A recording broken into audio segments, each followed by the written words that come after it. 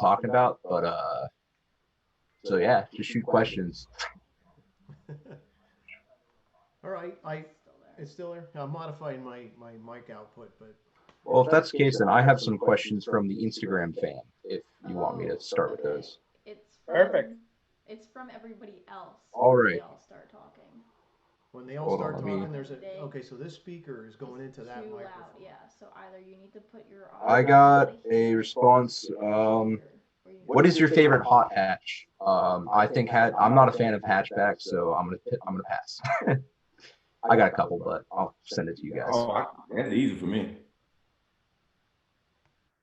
2003 was my favorite hatchback, mainly because it had a stabilizer bar that went through the car, and we made a custom speaker box that I still have, that we wedged right under that stabilizer bar. And man, when you have two tens back there inside a hatchback with a little bit of juice pumping through there, it's It'll like you're bump. sitting in the trunk.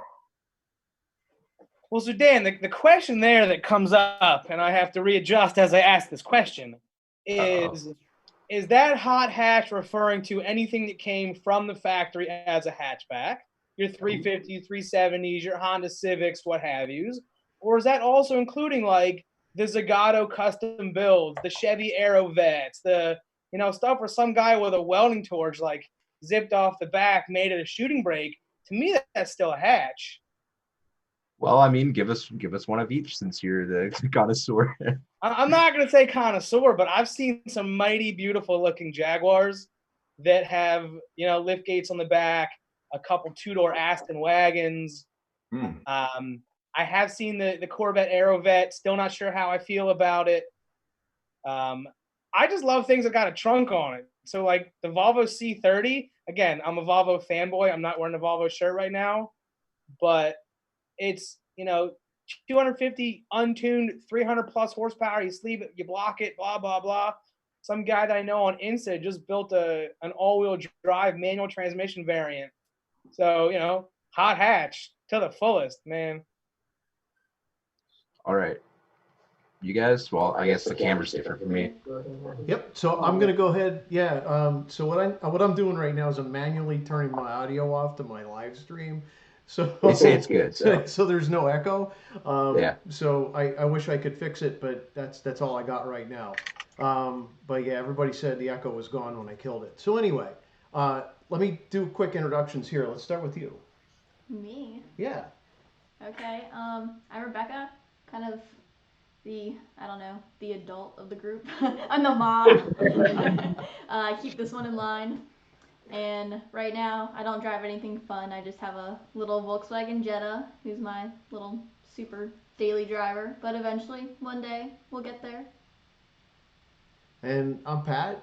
I met all of these great people either online or at different car shows. So it was really great. And I love to follow people on Instagram. So if I see some neat car pictures that I enjoy, I'll hit you up on Instagram and I'll follow more people that follow me. But I really enjoy not only just car people and cars in general, but of course, for me, I started out as a Corvette guy many years ago when I was 19. I saw my first vet, a C3 Corvette, and I had to have it. Had to work on it. My dad was a mechanic, taught me All right. everything. And as the internet evolved, I decided to go ahead and get my 97 vet at the time, no, C8, get my 97 vet at the time, put pictures up online and show people like how to do things because they were afraid to work on the car back when the car first came out. So when the platform of YouTube came up, so I'll back up just 10 years, lost my job, was working at a financial company when the financial crisis hit, had to sell my Corvette. So I didn't have a sports car between then and now. So I decided I'm just going to go ahead, save up my money, and eventually buy a new Corvette. And that's when I saw the BMW i8 as a similar car and decided, why don't I just give this a try? And I was pretty happy with the choice. Yeah, I miss the rawness, the horsepower and the raw feeling of a real car. This thing is its own animal. But what it's done is really given me an opportunity to learn more about the car. And as I learned more, I decided, why don't I just put this up on YouTube? So this really wasn't a venture for me to actually start a YouTube channel. this would be a nice platform to be able to share information. But people who had YouTube channels said, try this or try that. And eventually it turned into this character that I am, this mechanic that never gets his hands dirty. And it's been a learning process to be able to put content up on the internet and pictures on Instagram. And it's really changed my life because I've given myself an opportunity to not be that shy introvert that I really am, and to be a personality that I could be, not only online but even in public, because it's harder for me to reach out and connect with people. Just a quick dovetail off of Eric there. Thank you for your 20 years of service. I know you're a Navy vet. I only did 4 years in the Army, and that was it. I couldn't take any more. I had to get out and get on with my life. But appreciate that. How did you get into cars? Because that's something I didn't. I have to go back and do mine too. How did I get? So my dad was a mechanic he was born in 41, so he was a mechanic in the 50s when everybody was hot rodding cars, rolling their sleeves up, and racing. I mean, it was American graffiti. He lived it. So it was one of those things when I was old enough to understand cars better and ask some questions, he would take me to car shows. So there were car cruises and car shows. It was mainly classic cars. And that's how I got an interest in it. And then when I got my first Corvette, the 78 Corvette, I wanted to work on it and didn't know what I was doing. And he showed me the way. So since then I've gone on and of course gotten into the platform like this. So yeah, that's pretty much, I think, it. I mean, I had Hot Wheels stuff too as a kid, but mine were all the paint was chipped off because I actually played with them. Yeah, and I got into cars. They gotta stay in the packages. I got into cars probably middle school, early high school. Really started getting into like Top Gear, UK obviously, because we're not even gonna talk about the American version, doesn't exist. And from then, one of my uncles has a Ferrari, and first time getting to be in any sort of exotic or supercar, and from that like solidified my love for the exotics.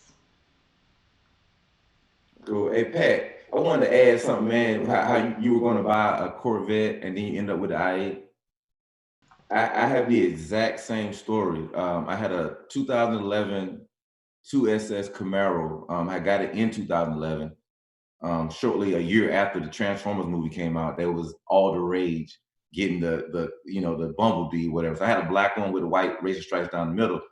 And I said, man, I'm going to get a Corvette, because they actually had a concept Stingray in the movie as well. And I said, man, I'm going to get that Corvette after after I'm finished with the Camaro. Long story short, I watched every C7 video on YouTube. I stumbled on an i8 video. Ended up with the i8. True story. That's amazing, because I follow a lot of C7 people too. And I've met a lot of C7 people. It's great. I mean, I've had an opportunity, not only C7, but all Corvettes. And there's so much information out there, so many great Corvette channels. And I just absolutely love them. But yeah, the i8 stuff was, besides Heidi and Franny, that was really where I learned about my i8. So yeah, you're right. Absolutely. Yeah, me too, man. And it was crazy when I saw that you had met Heidi and Franny. I was like, there's no way the very first i8 video that I ever saw, Pat knows them. And I'm not gonna mention, the other guy that y'all talk about that y'all know all the time, man. I'm like, man, I'm down here in North Carolina, I don't know anybody. Yeah. I guess I'll just be the one then. I'll just blow up here, then that way people can say they know me. We'll get into me, yeah. Just say you want to race. Say you want to race. You got a guy down in Carolina though. You got C. Garner Street Speed or C. Garner Speed. I can't think of what his C. Garner Speed 252. Yeah, he's a C7. Yeah. He just bought a C8. He's down in your area, and he's got a brand new C8 that he's gonna do some towing with. Do y'all know him? I'm sure somebody in the group knows him. I met him. He's a nice guy. I'll reach out to him for you. We back and forth on Insta every now and then. He's the one with the wait. Oh, I don't have his poster in this house. He's the one with the chrome one, right? C7 that's chrome with the wing. Yep. He kept that one, and he's got the C8 now. Okay, let's make the connection. So if he's in North Carolina anywhere, I'll hop in the i8 and go straight electric all the way there. So while we're still on the i8 question, I've got a serious question for both of you. I'm not going to make any assumptions that all sports cars need to have a manual transmission. But as I go back to my sports car has a manual transmission, Eric going from the Camaro, I hope it had 3 pedals. Pat going from the C3, I hope it had 3 pedals. What's it like transitioning from that, American muscle, raw horsepower, like just tire shredder into a gentleman's coupe that can also have some good time on the track? I'll go ahead and it's a completely different animal altogether. And if I had to put it in just a few words, I would say I miss the American muscle. I miss it, but I need both of them. I need both because in all the American muscle that I've driven over the years, some nice looking cars or whatever, something about the i8 when it pulls up, it just changes the atmosphere. Something about when the i8 comes to an intersection, it completely changes the atmosphere. And it's not about horsepower, it's not about any of those things. And it's something about riding and it's completely silent. When you're in full electric mode, you don't hear a thing, it's just calming, you know what I'm saying? But you do want some tire shredding sometimes, and I miss that. And I'm going to get that C8, but currently the C8 can't do a burnout or donuts. No, they just proved that wrong. Miss Amelia did one, and I think Stradman did one also. Well, the transmission, They throw codes. Yeah, so the car itself starts to shut down when it goes into a donut or drifting or anything like that. So so you can't. The car is not going to allow you. You probably can do one, but you're gonna have to fight the car to actually do it. You know what I'm saying? If you watch Cletus McFarland's video on it, you're talking about the C8 burnout. Sorry, I'm like reading messages and stuff. It actually does. Just the issue is with the heat, with the rubber and all that, and because it's rear engine, mid engine, it gets so much grip that it just can't. It tries to hook. It can't really burn out. Yeah, I was watching a video of a guy that works at the Corvette Museum. He was talking about the computer on the car. They were saying that they might be able later. They may be able to put a program in for that all to change so that the transmission, the engine doesn't do a thing. It was the same thing with the C7. It took them forever to crack the ECU, and once they did, they were able to. I mean, they have C7s making so much horsepower; it's ridiculous on a stock ECU. You got CSP right now out in Westchester, Andrew and the team, and they've got 2 of them now. And I haven't debunked everything. They say that one of those is a pre-production. I still have my doubts a little bit, but Andrew's kind of a buddy, so I'm not gonna bash it too hard. Yeah. But even if it is, like, they're gonna have fun with that. They're gonna tear that car apart, and they're gonna have it within, I'd say, 6 months, or if not less. Well, Hennessy already twin turboed one, and I'm pretty sure RPM has one too, which is actually in Maryland for you guys. So. Yeah. And they isn't RPM in Delaware? Not that I thought they were really on the line. No, because don't they have Cecil County sponsored? I thought they did. Oh well, maybe I'm confusing myself. And Hennessy also has millions of dollars to throw. My gosh, yeah. Hennessy, they're out there. John and company are really caring about, what goes on. Yeah. Yeah. All right. What you guys been doing during this quarantine? This. Yeah, losing my mind. Catching up on old videos, commenting, building out the channel. I'm at 998 on Instagram and 707 on YouTube. So it's been a slow, they're telling us to slow the curve with COVID. I'm trying to increase the curve on social. Trying to stonk it up. Right. Do some stonks. I used to hear, I've heard so much negativity, man, during like the quarantine and everything, man. I actually flipped it around and I was telling people it's going to be a great time to buy a car. And who knew a week later that me and my wife was going to buy the Lexus GX 460.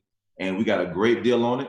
I told my auto broker, I said, look, normally you kind of push back on me, but I said, now I'm pushing back on you. You guys are not selling cars every week like you were doing before. So here's what we're going to pay for the GX 460. You know what I'm saying? Roll out the red carpet, and I don't want to hear any pushback. Literally, the number that we wanted, we got it. And when I tell you Lexus customer service is white glove, red carpet, all the way. On that note, Eric, yeah, I use the term buddy a lot. I've got a lot of buddies in the automotive industry. Yeah. To the point where, like, I'll talk about Doug DeMuro. Oh yeah, my buddy over here. But I have a friend of mine, is a good friend. he owns a Lexus dealership in Allentown, Lexus Lehigh Valley.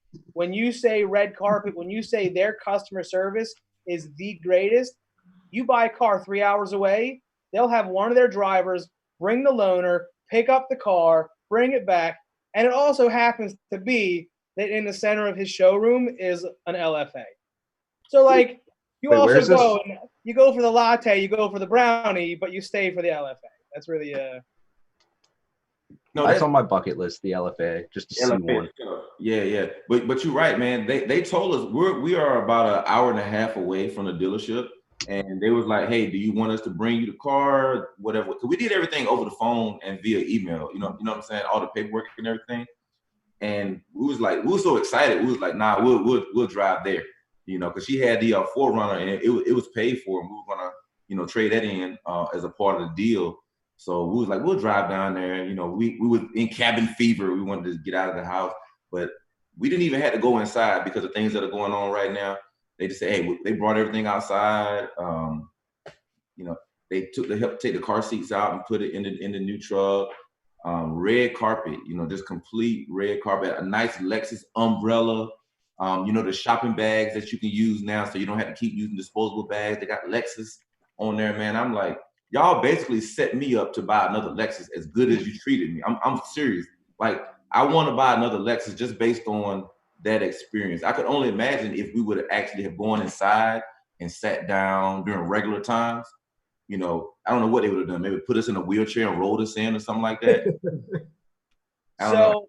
On that note, again, I'm staring at your i8 behind me, but talking about buying another Lexus, could you see yourself trading the i8 up for like an LC 500?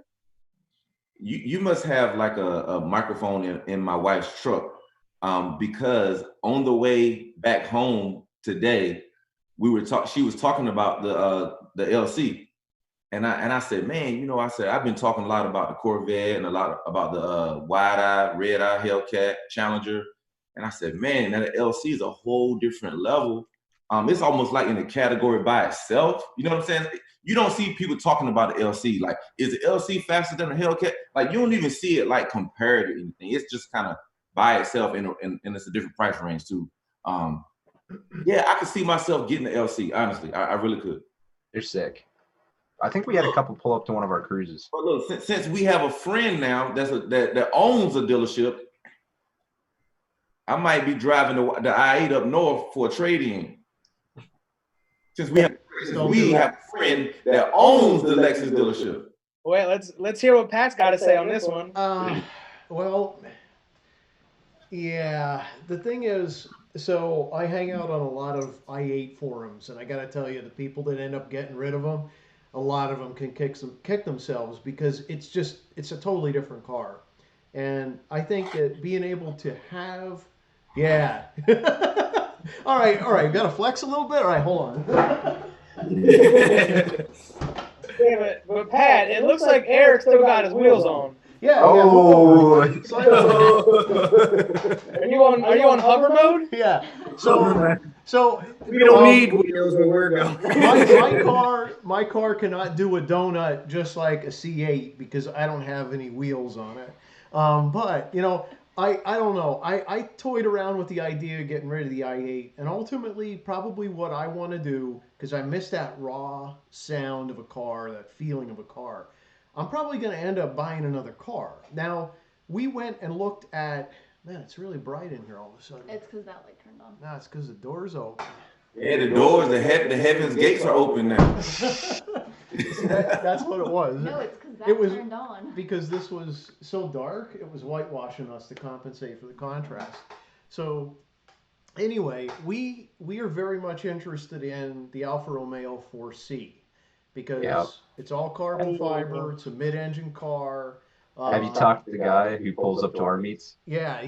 I follow him and I talk to him a lot. She had a chance to drive one, but the price was too high.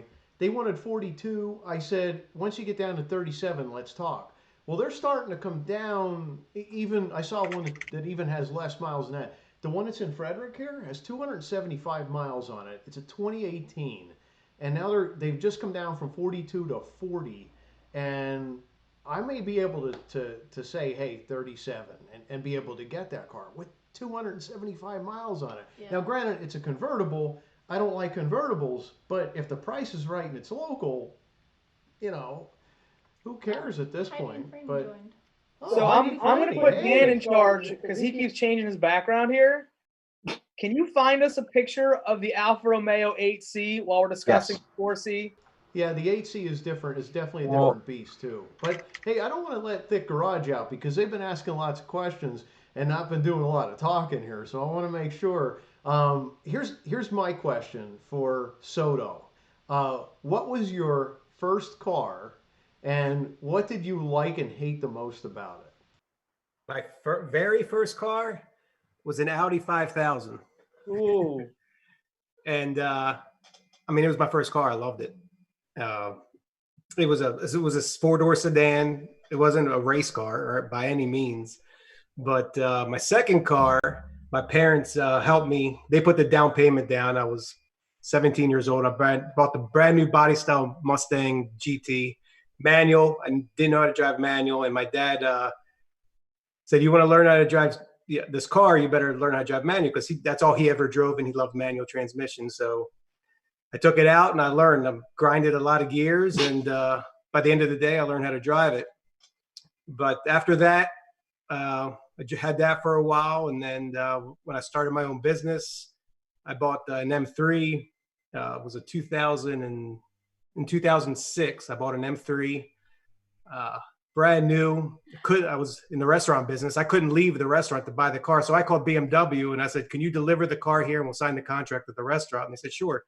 So they delivered the car while I was on the grill chopping up cheesesteaks because I was in the restaurant business. Yeah. Did the contract right there, handed the keys over, and off I went. I've always wanted an M3 back then. Did you send him home with a cheesesteak? I don't remember if I did or not. Probably. Either that or a pizza. But it was a great car, the M3. I always loved BMWs, and that's what drove me to drive to get the 5 Series. So yeah, but the first car was an Audi 5000. It wasn't very fast, but I wrecked it trying to race. They say it's more fun in to a parked drive car a in a residential area. Huh? Yeah. They say it's more fun to drive a slow car fast than a fast car slow. Yep.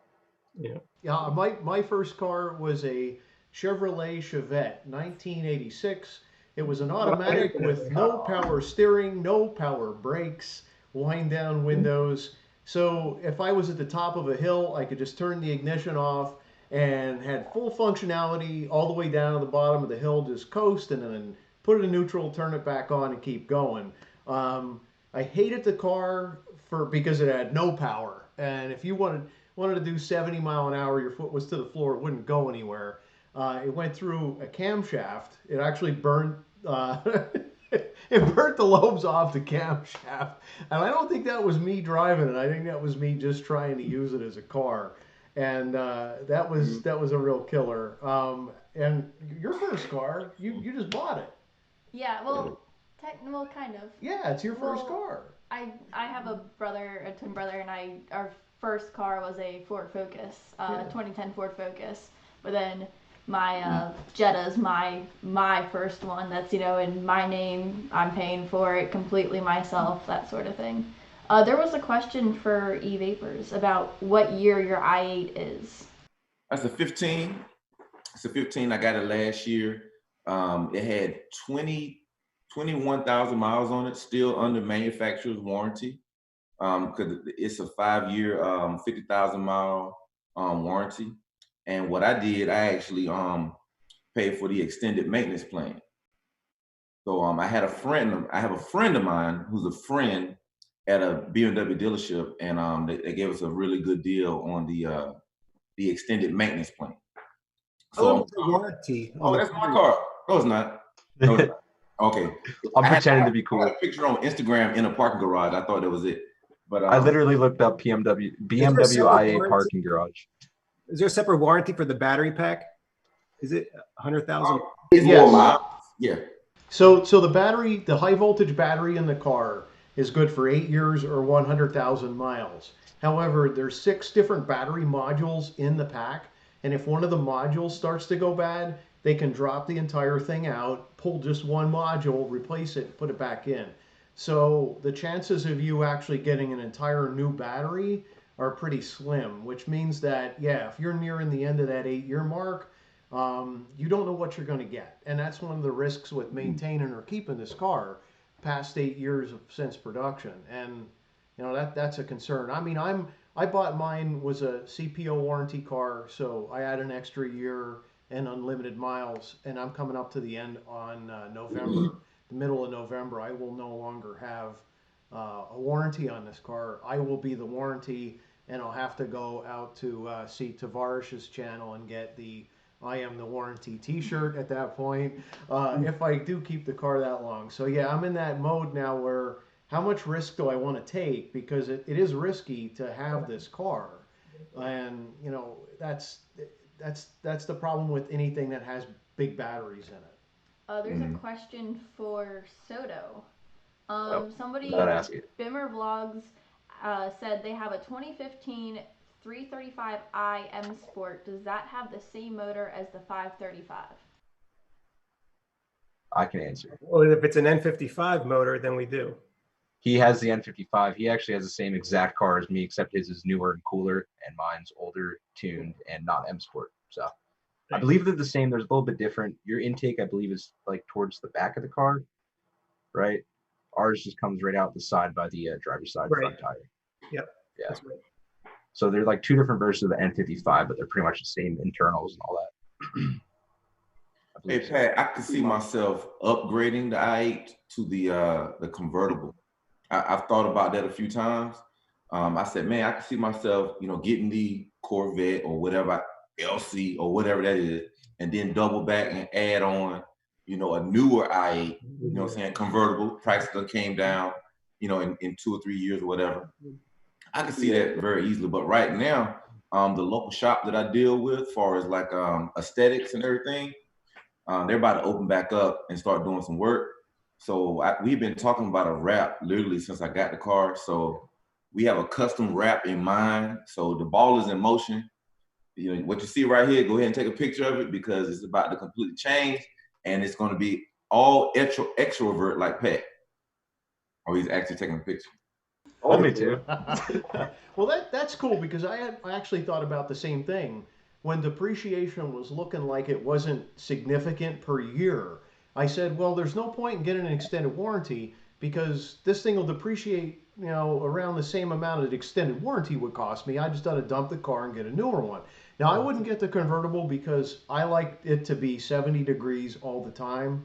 And I can't get that in a convertible. That's the one thing. It's just uncomfortable for me. I just prefer, you know, that 68 to 72 degrees, and that's why, you know. He's high maintenance. Yeah, Yeah. I have sunroof in my truck, and I don't use it, you know, because it's pointless. I'm high maintenance. Yeah. But I want to go back. I want to ask the question again, but to the rest of the panel, first car and what you liked and hated about it. I thought I had you beat, Pat, and then you started talking about your first car, and I'm like, no, Pat has me beat. First car that I drove was a 1989 Dodge Grand Caravan. It was the deep blue, wood paneling down the side. Had every option except for the CD player from the factory. In 89, mind you. And that car was the hauler. My parents handed me the keys and said, we cover gas and insurance, but as soon as we need something, you drop and go. I was like, all right, I've got wheels, but I'm now enslaved to them. First car that I myself owned was a 1992 Honda Accord LX that prior to my taking ownership of it, it was involved in a bank robbery. Die pack exploded. Dan perks up. I'm like, okay. Die splitter in the back. I bought it for $200. Did the transfer at the DMV. I was the second owner, and when my family and I finally, put her out to pasture, she had $375,000 or $395,000, and we only retired her because she would not go into reverse. And as you know, going to grocery stores, you cannot always pull through. So we decided that it was time to to give her up. But she was a noble steed, she was. I can go next, I guess. This is my first car. Woo. I had a 2001 Lexus RX 300. I bought it for $1,500, and it still isn't broken. I sold it to my sister for $1,500. So I actually made out well on it. I think it had like 200,000 miles on it. No issues. Lexus, Toyota, way to go. But I'm stupid and I like to go BMW and ride on the edge. Big money waster. Boom, bingo. You're right. I'll go ahead and jump in, man. My first car, I'll name two. My first car was a Geo Tracker. Y'all remember the little Jeep, the Tracker? Oh yeah, the Geo Tracker. Yeah. So I remember the second time I drove it, I came home from a deployment. I'd been gone for 6 months, came back with a little bit of money, walked down the street from the base, and it was like the second car lot, and didn't want to walk anymore, so I drove off with a Geo Tracker.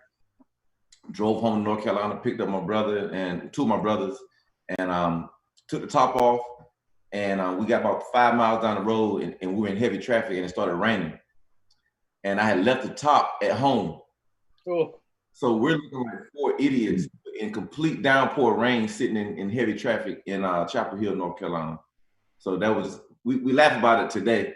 But what was crazy, when I was in basic training, man, my mom had got a 325i. It was the gold color. I want to say it was probably maybe a 1989, kind of a square model. If y'all remember those 325s around 89. And it was a manual. And at that time, I didn't know how to drive a manual that good. So this was literally, I came from basic training. My mom picked me up from the airport, and a friend of mine was with me.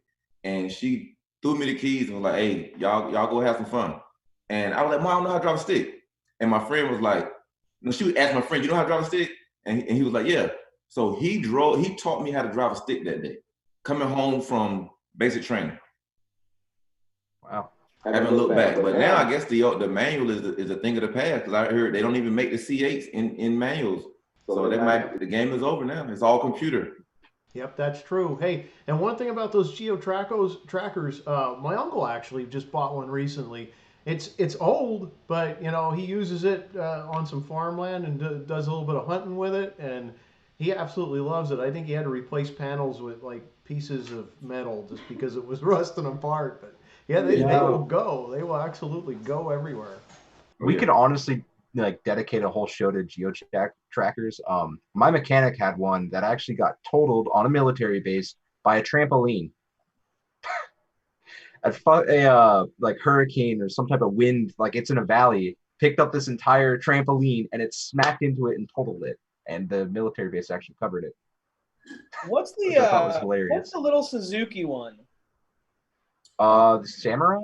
The Samurai. Suzuki Samurai was like a Geo Tracker on steroids and full capabilities. Yeah. And also a giant death trap. I don't think any of those were the safest thing in the world. Nah, man, they were fun though, man. That was one of the best summers I had, man. Riding around in a convertible, man. 18 years old with a pocket full of cash, at least for 2 weeks worth of cash.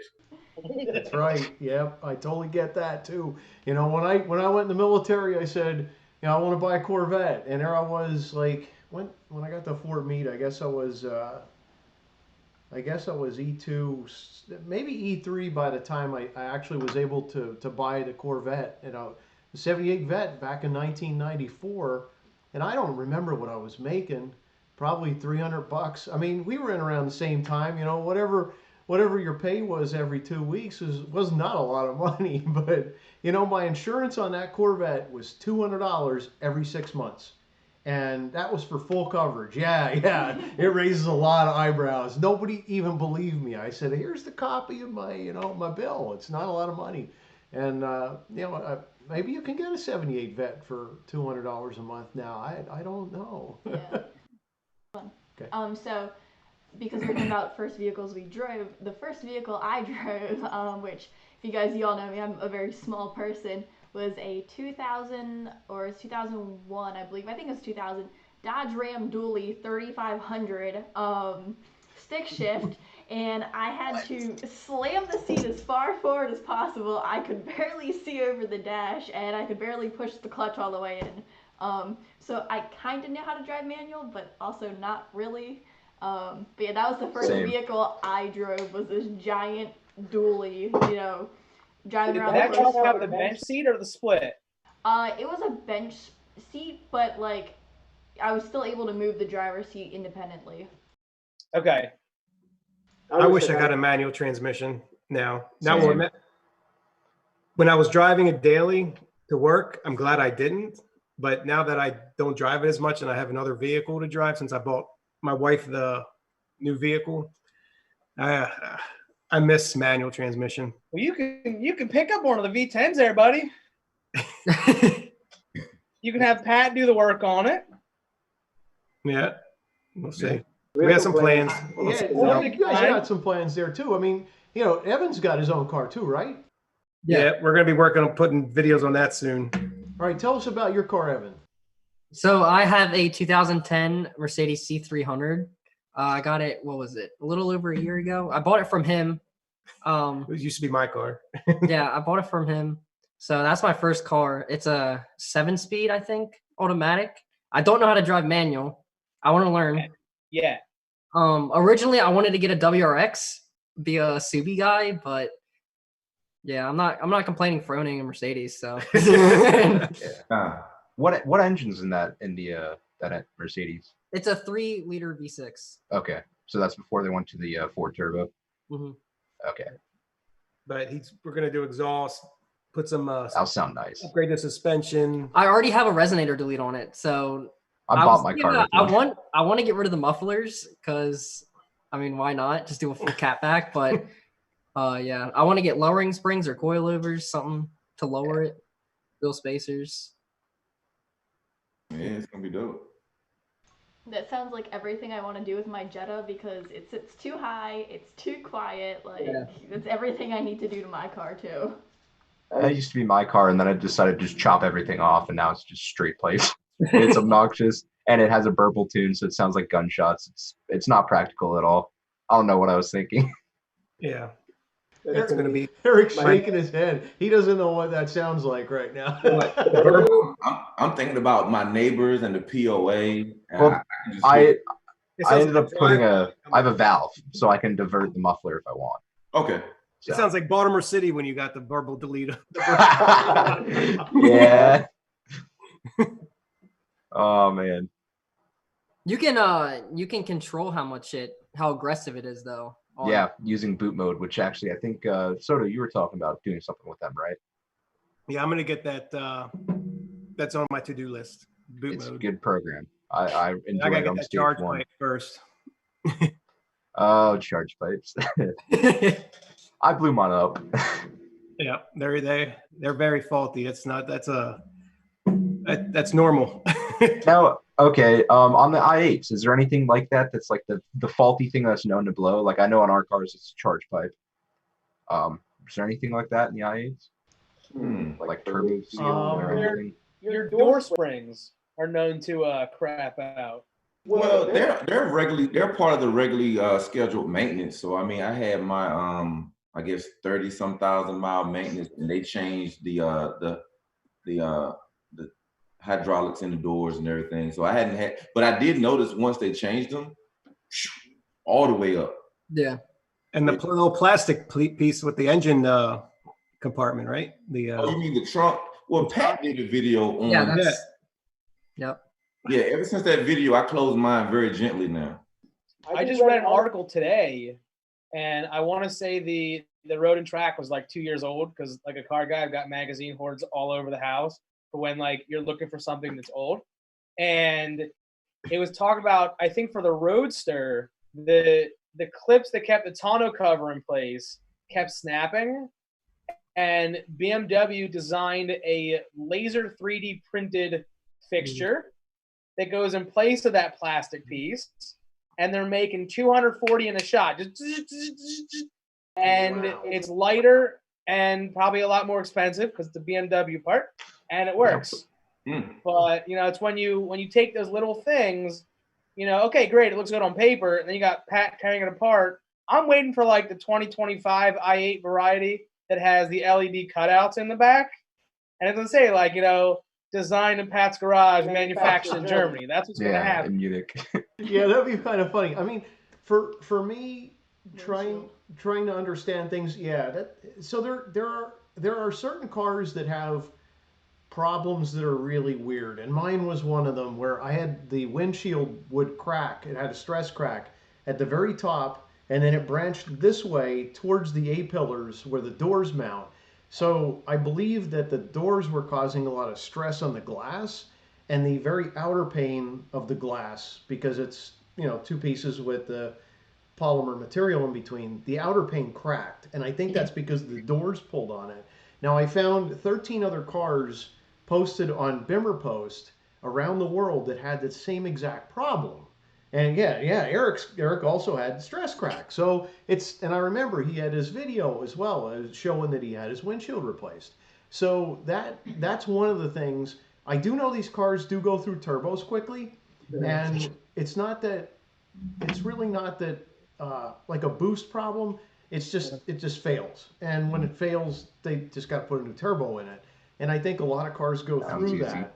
But there's really not much you can do to the i8. There's a tune out there that costs about $1,500 and gives you about 40 horsepower. So in my opinion, it's not worth it. And if you do put that on your car and something does happen, they can blame it on the tune, and then your powertrain warranty's gone. It's risky. So I don't want to do that. So the few modifications that I have done, the flap on the intake, which is kind of ridiculous. That flap is there just to prevent intake noise. That's open, and of course the exhaust valve. Now I use the weight and the string in order to pull the fuse when the car was under power in order to get the exhaust valve open. But I'm also working on an idea now, and I actually made a purchase. I didn't tell you about this. I made a purchase yesterday through Pacific Motors, which sells salvage parts for the i8 and a lot of other cars.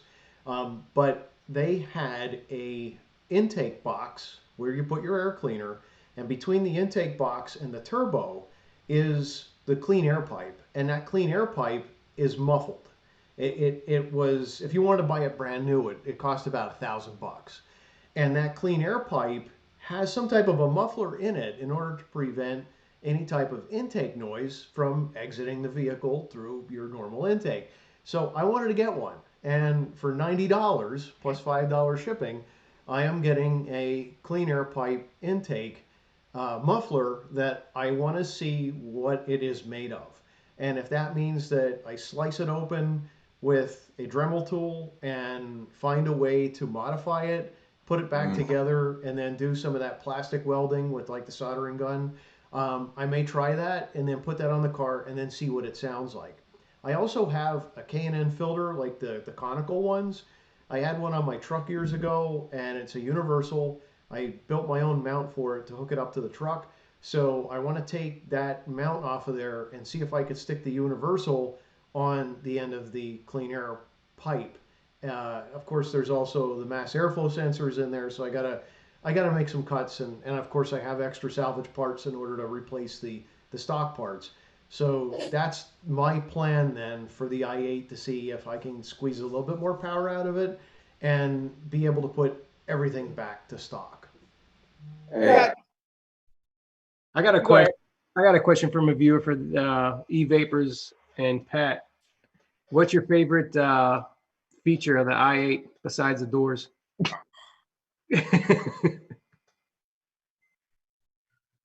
Okay, besides the doors, full electric mode, man. Generally when I pull up, when I'm riding, I'm usually in sport mode. It's fun and it's aggressive.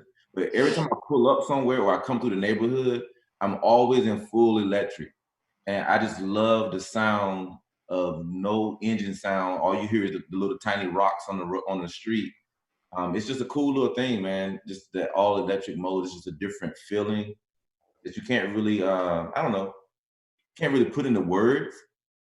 But that pull up, when people see the i8, the reaction, Oh yeah, put a GoPro. It turns heads. It looks like a spaceship. Like, who's Yeah. not gonna look? There's no other way to put it, man. So Pat, what is yours, Pat? What is your favorite part other than the doors? And Eric even says, hey, on his YouTube channel, I'm in the spaceship today. He actually uses that. My favorite thing is the dual personality. It's a Jekyll and Hyde car. So I can have a sports car that has the similar performance, actually better performance than my old Corvette that I used to have. I can put it in sport mode and I can just have that performance at hand at any given time. But when I want to go back and forth to work, I don't want to be able to, spend a lot of money on gas to get that kind of performance. So I daily drive the car. I put 17,000 miles on it in the past year, and it feels really good to just be able to manage the electric, to manage hold state of charge, so that I don't drain it so low that I can use the battery when I need to at slower speeds. And I'm getting 50 miles a gallon round trip. Why would I not drive it every day? Of course, there's people at work that are like, hey, who's the a-hole here when I got too much money? No, I'm a government worker. I am on government salary. I am not making a ton of money. I just happen to save up for 10 years to be able to get it. Go ahead, Jeff. You wanted to say something too. Yeah, go ahead. I've got questions for both of you real quick, and one goes to Pat first about that universal K&N air filter that you then had to custom modify. So I'm kind of lost on universal terminology. To me, universal means all you fit, like one size fits all. But more importantly, I got a lot of clarification tonight because again, I'm not really big following the i8 community. And for the longest time, I thought it was more like the Chevy Volt and the i3, where it was an electric vehicle with a range extender. And I think what I'm getting out of tonight's conversation is it's got like a hybrid mode where that motor is putting power to the wheels and you're driving not just, on a AA battery. Yeah, and I can answer first off the K&N. So this is the universal K&N, and it has it's dirty, obviously. I have the cleaner, but it has here, you could see where I could take the hose clamp off. So this is the universal part, and this is the part that I built. I forget what this actually was. So this is where on my truck at the time, I could bolt this up to its intake, and I had to cut it in order to make it fit. And I forget what this was. This is not a car part. I believe this is a plumbing part, but it would bolt up, and I could actually bolt it into my truck right now if I wanted to. But what I'm going to do is take this piece off of here, and I'm just going to have the universal part, and I could put that on the intake piece that I'm working on right now. And to the second question, the electric engine in this car, the electric motor in this car is designed for boost. So you can use the car in two different fashions. When you first start the car up, it wants to be in electric mode. And as you get to a certain speed, or you put your pedal to past a certain point, it'll kick in the gas engine. So that mid-engine actually has more power than the electric motor. So you're talking 200 plus horsepower in the mid-engine and 100 plus in the electric motor to give you 357 combined. Or if it's a newer one, if it's a 2019 or 2020, you're going to get 5 more horsepower. But the range of the electric motor in this car is about 16, 17 miles maximum. So if you plug it in at night, you can drive it normally, carefully, and get about 16 or 17 miles out of it. 20 if I drive it. Yeah, it just depends. I mean, but if you really put your foot to the floor, you're getting power from both. It's an all-wheel drive car because the electric controls the front axle and the engine, the mid-engine controls the back axle. But you can also just press the button E-Drive, and that's what Eric was talking about. When you press E-Drive, it tells the car, do not run that mid-engine at all. Now, granted, you're only going to be able to get a certain amount of power, and you're only going to get a certain speed, which is 72 miles an hour. That's the fastest you can go in electric. But you're going to burn through that battery much, much quicker, anything over 45 miles an hour. But generally speaking, if you're in sport mode, you're running both at the same time. Your generator is providing power for the high voltage battery. to try to keep it topped up to about 11 miles of range. So honestly, if you wear that battery out, you get on the highway, you put it in sport mode, you could charge it to 11 miles, you're going to burn about 30 miles a gallon when you're doing that.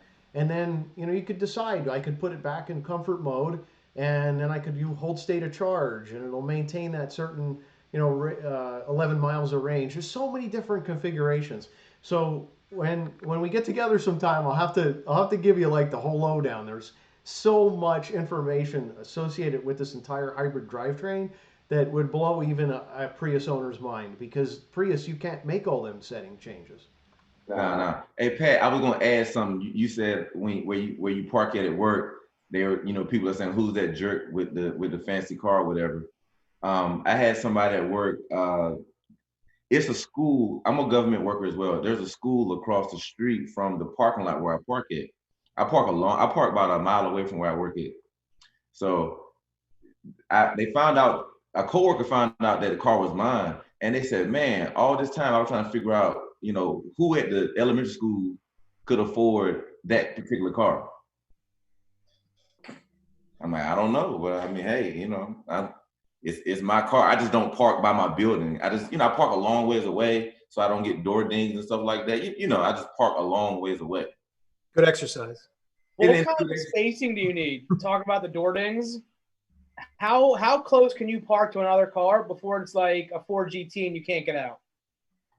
2 feet. 2 feet is the maximum. That's it. If you park any closer to 2 feet, you got to press and hold the unlock button on the key fob. That'll drop the windows, and then you go in Dukes of Hazzard style. Unless you're really skinny and you can I will pay $5 to see that. And I will too. All right, so you can demonstrate how to get in and out of here. No. Save it for the next YouTube video. That would be perfect. How to get in and out of your I-8. Okay, that'll be good. There you go. Yeah, we'll do it. I'll still give you $5. Oh, we had a comment. So you can hit me up if you check the link in the description of my videos. I have my PayPal and my Venmo. Feel free to send me $5. I'll be happy to receive it. I better see you go through a window then. Hey, look, I had a comment that said, we need to salute Evan, the youngster. At his age, I was not doing anything productive. Oh, he's a smart kid, man. He does all my graphics, all those beats for the. How old are you, Evan? I'm 17. Okay. Well, you're doing better than I was at 19. I didn't. He made the logo. He does all my photography. Well, most of my photography, but I've got Alex Spangler, who does street speeds, and Dan, who's a local guy in Bel Air. But I mean, for the most part, he's my right-hand man right here. That's dope, man. I love that, man. In-house. Which Dan? Oh, in-house. What's that? Which Dan? WRX Dan. Okay. He has two Instagrams, WRX Dan, and then Dan. I think it's Dan Photo. Dan Photo. Okay. But he's Tell local. us about your name, Soto. What's ThicGarage? I might have missed that towards the beginning. What is it? Yeah. I mean, we just were messing one night. Well, it was M Sport and 5. When I bought the car, that's what we started with. But then one night we're like, we want to add different vehicles because he wants to upgrade his car. We're gonna do some videos on my wife's new car, and like, let's think of a new name. And he already had the thick plates for the F10. I said, let's just Well, like, does that mean anything? Is that like an inside family thing? thick. Yeah. I grew up to that kind of lingo. Okay. In high school, like, that's thick. This is thick. I mean, that was like thick. It's like, my car's thick. I love my car. So we just stuck to that. Okay. I was wondering what thick was too. Honestly, I thought it was a name, or just like people say, what is EVapors? I was like, thick garage. I just wanted to figure it out on my own. It's nice. It's like, that's hot. It's thick. That's dope. Okay. While we're on that note, Pat, and I'm gonna tee you up to explain what your license plate's about. But I'm gonna admit, the first time that I saw an i8 that was a giant fluffy snowball, and the license plate was pure bow, but I read that as pure ball. I'm like, does this guy have like a coke background? Is he a drug lord? Like, I thought the same thing. What kind of 8-ball is this guy driving around? So if you want to tell us about that one. Sure, absolutely. So when I was looking for a license plate, I wasn't sure what to get. and I didn't want to get something car related because I could have got I8 Pat. That was available. Well, you didn't have like the channel yet, or like No. This was all before like he started the whole YouTube stuff. But I did have my Instagram at the time, and I had considered I8 Pat.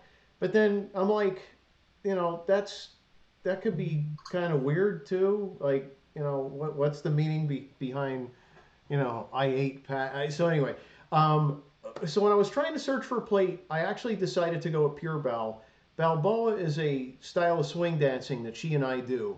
And both of us started with swing dancing. I actually started back in 2006, long time ago. And I got involved in Balboa. So if you actually Googled Pure Bal, you're going to see a bunch of people dancing around doing Balboa. And I think if you even looked at Pat Rebecca Balboa, you'll find a couple videos out there of the two of us as well.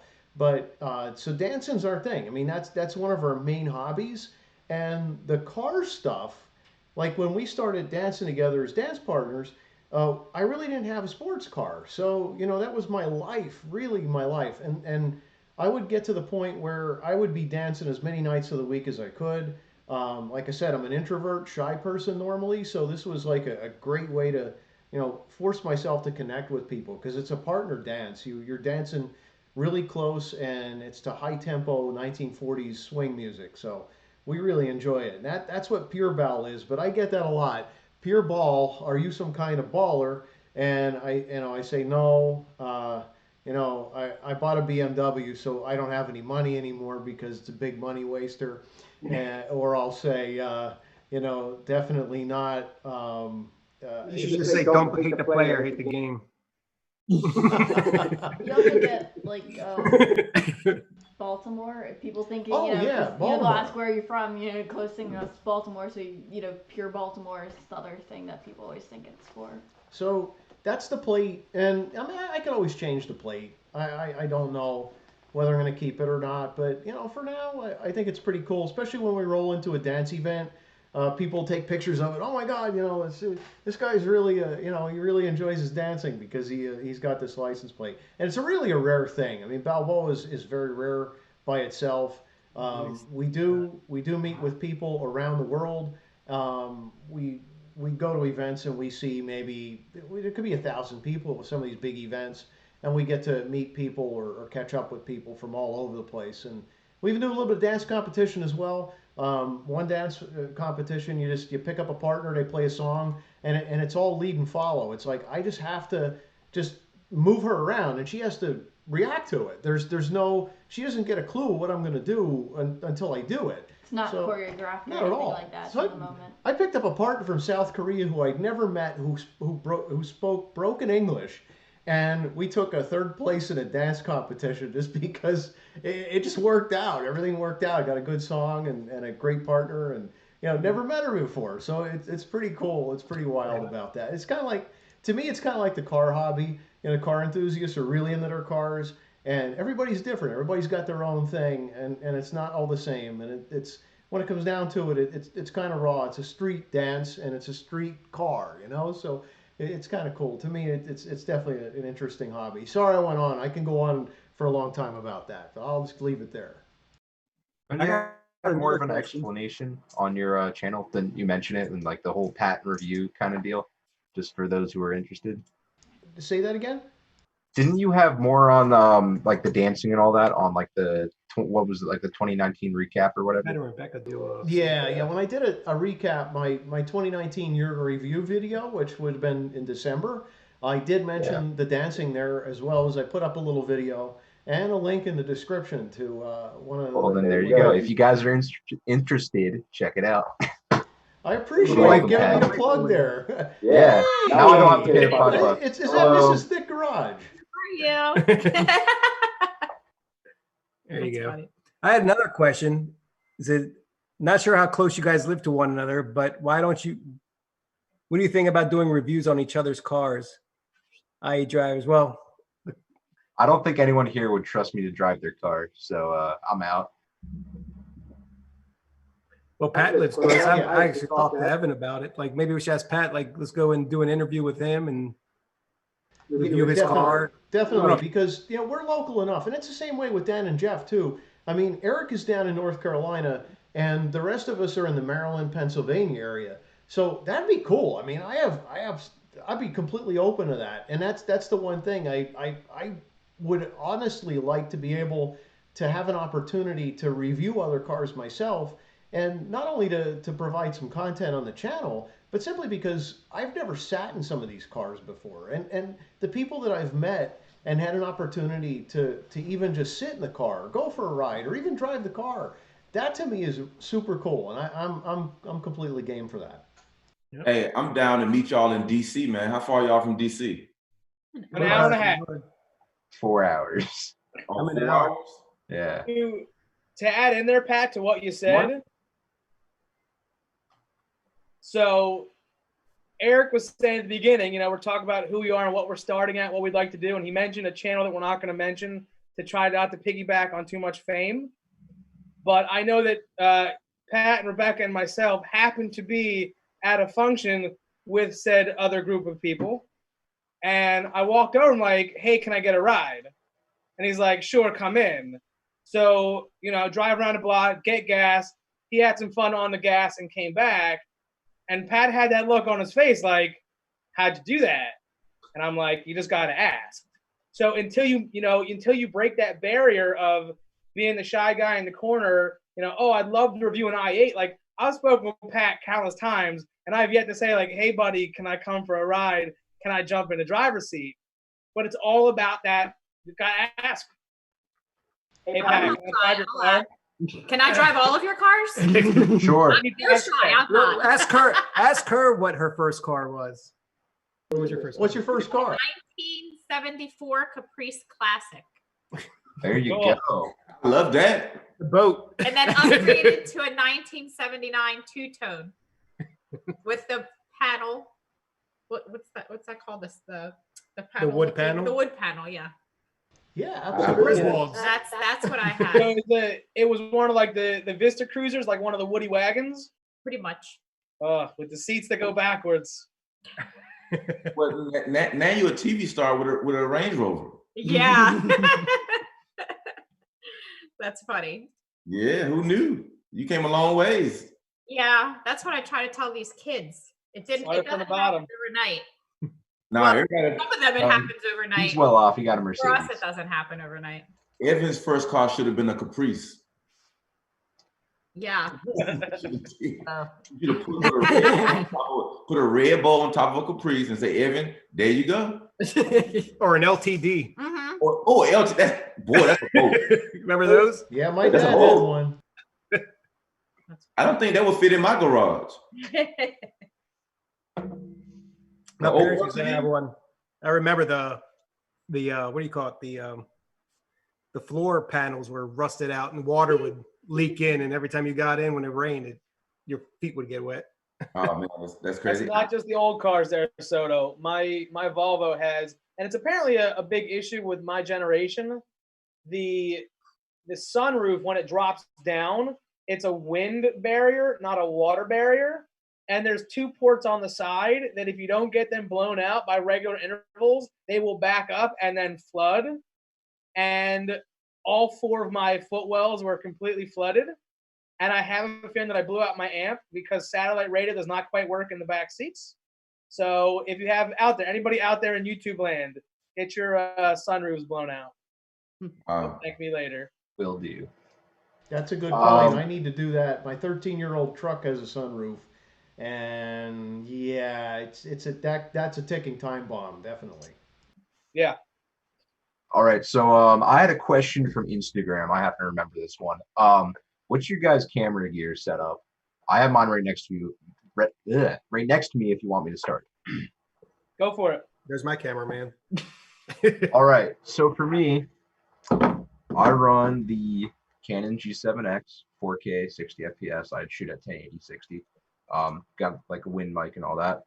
And then I have 2 GoPros. One I primarily use for audio. The other one I use, I just slap it somewhere and use it. And then I have a little mic, clip mic, works well. And I have a little voice box to plug it into. So considering I have 25 subscribers, I should not have this much camera gear, but I do. So Oops. You got to start somewhere, buddy. No, I mean, what I'm saying is I have too much production for how how little views I actually get. Evan, what's your setup? So I have a Canon T6 with a video mic. It's the Rode Video Mic Go, I think, on it. I originally got the T6 for my photography class last year for high school. So I was like, might as well put this camera to use since we're not using it for anything else. And we also have a GoPro Hero 4, I believe it is. And yeah, I think that's it for the camera. We're looking at stuff right now. We need a video camera. We're actually looking at what Dan has there too. Yeah, that's the #1 YouTuber camera, that GX7. It is. They're expensive though. They're pricey. Yeah, and you should go with the don't go with the 3 because the 3's autofocus is a challenge. Get the 2. But for me, when I first started YouTube, I was using my iPhone 7 Plus. I mean, I only recently switched over to the iPhone 11 Pro Max, and I got it in 512 gigabytes, so I wouldn't have issues. You just got a body. Yeah, so I got it in 512 gigabytes, so I wouldn't have any issues, running out of space or anything. But I mean, I love it, and I incorporate it with my gimbal. I have the DJI Osmo 3. We have that too. We have the what do you call it? The gimbal. The Osmo 3? No, we have the gimbal for the it's for the iPhone, but what is it called? It's a smooth.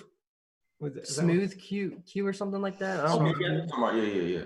Yeah. So we got the DJI Osmo 3, and I actually bought a dash cam. I can't think of the name of it right now. I bought it on Amazon. It's $49.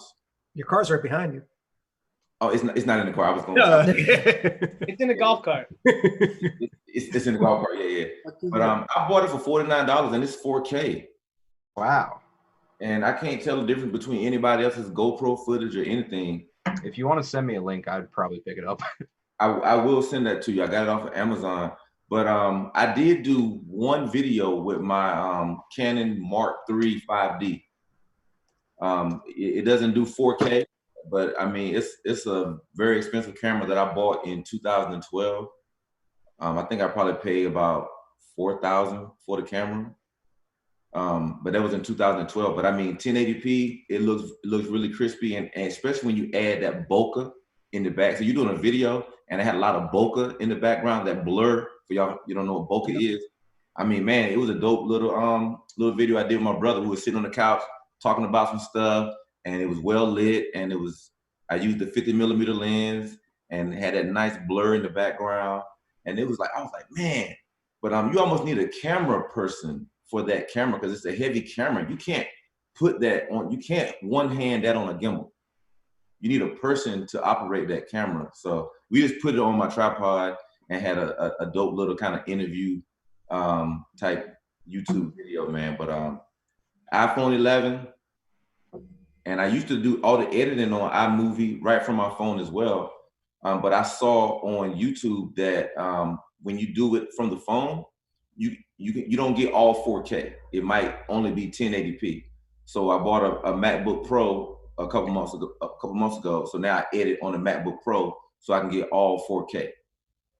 Yeah.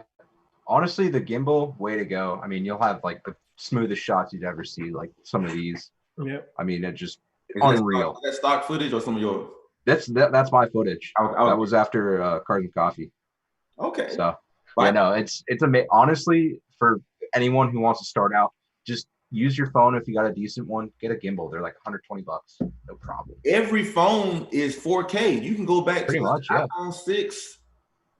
And the thing too, you were saying about a cameraman, one of my better videos, the C8 Corvette video, like I had a guy literally following me. I was pretending to be like I was an old Corvette guy. I mean, you see the Corvette socks. Are those New Balance sneakers?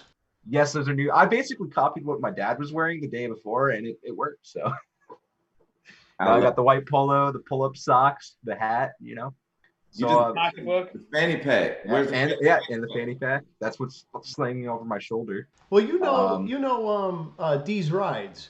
Yes. Oh right? my Yeah, God. yeah. He was, So we he have has- a picture He together. has an alter ego called Mr. Dobolina, which obviously is, An him old guy. trying to make himself look like the old white guy. He's got. Oh, he's gonna bring it up. But in the That dude meantime, is hilarious. and while you're bringing that up, I'll just say this is what I'm using. I'm also using a GoPro. So I have the Hero 7 here, but I also have it in a case, and I have the external microphone attachment. So I use that with my my wireless microphone and also a light. So my camera is smaller than the rest of my equipment, and this is typically what I use when I'm shooting here.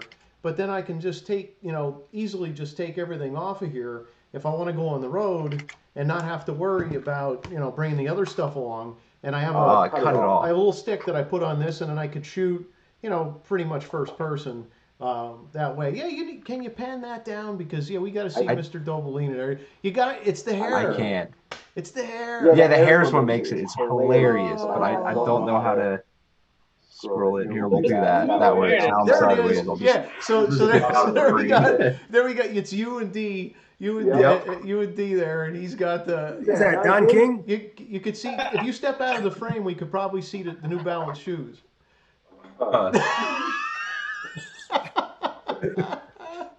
I love D.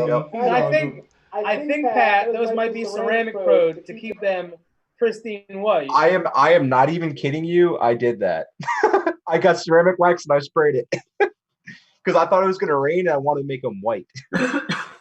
So to continue on the conversation there, following Mr. EVapors over here, I also use the iPhone 11 Max Pro 512. I decided my previous phone was a 6S Plus. I was like, if I'm going to do it, I'm going to jump down in a rabbit hole and went all the way down. Mainly because my external camera gear is the generic. I've got the knockoff GoPro things off of Amazon. They're both Wi-Fi 4K Max, blah, blah, blah. And I've got in my office an entire stash of like the helmet cam, the drive-through cam, the chest cam, the backpack cam, the dog cam. I've never used any of it with much success. Exactly. If I do it on the phone, it comes out phenomenally. I may take a page out of Dan's book, though, because I just got a free thing off Amazon, one of these like voice recorder Johns, and I might use that for some audio. What am I looking at?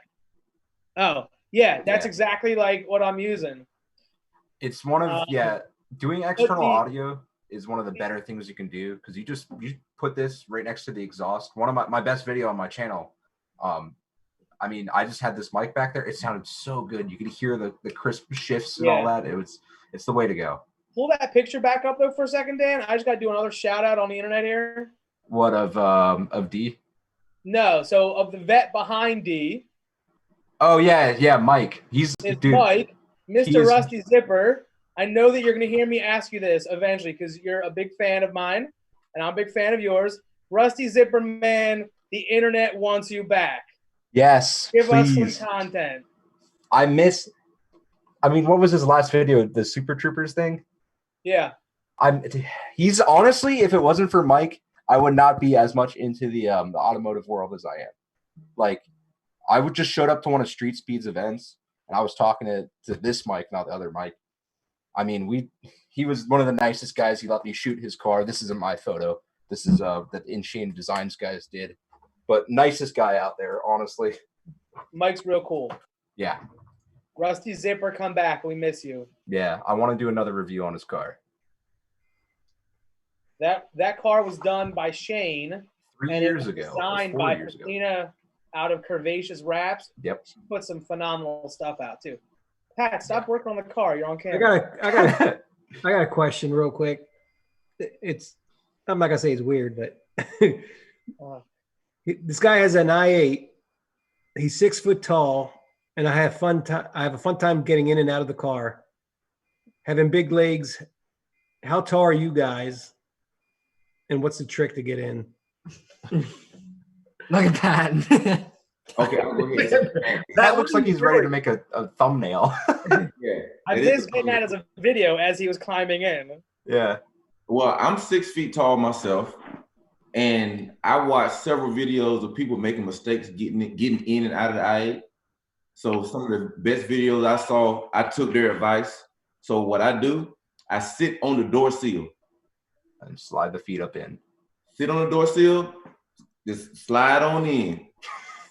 And then That makes it look easy. when you get out, you do the same thing that Pat's doing. You sit on the door seal, put your feet on the ground, and then walk away opposite of the door so you don't embarrass yourself and hit your head on the door. It looks like Pat's running a lift Pat, kit. can you demonstrate that in slow motion? Yeah, slow mo. See, for Pat's a little bit harder because he has a lift kit on right now.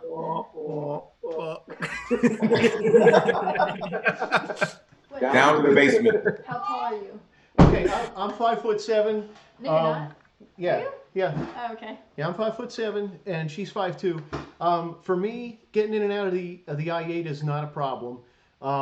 I think that if I was girthier, that would probably be more of an issue for my height. But yeah, it is tricky. I think you just got to sort of take your time. Don't be in any rush, and that way you don't look like a fool. Slow is smooth, and smooth is fast, right? So Yeah. Take your time, because I did hit my head when I first got it, like literally the first day. I had rented a Challenger. I rented a Challenger and drove from North Carolina down to Orlando. So I had fun on the way down.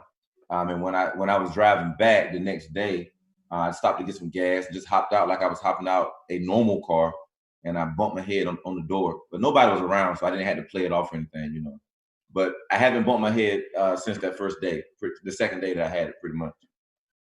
I was gonna say, for me, like, I can fit in the back seat, which is a total pain in the butt. Wait, there's a back seat? Oh yeah, so that's the one thing. When Eric was saying about wanting to get the Roadster, which is the convertible, you completely lose your back seat. So this actually does have a back seat. I can fit into it. It's horrible. Don't suggest it. But being like as short as I am, it does present problems getting out, because when you're sitting so low, to get yourself back onto the door sill, to then there's the back seat. What? Yeah. I never knew that. So the worst thing is that the backs of the seats are literally straight vertical, so you're just like this. And anybody taller than me, you hit your head on the ceiling. But trying to get in and out is very hard.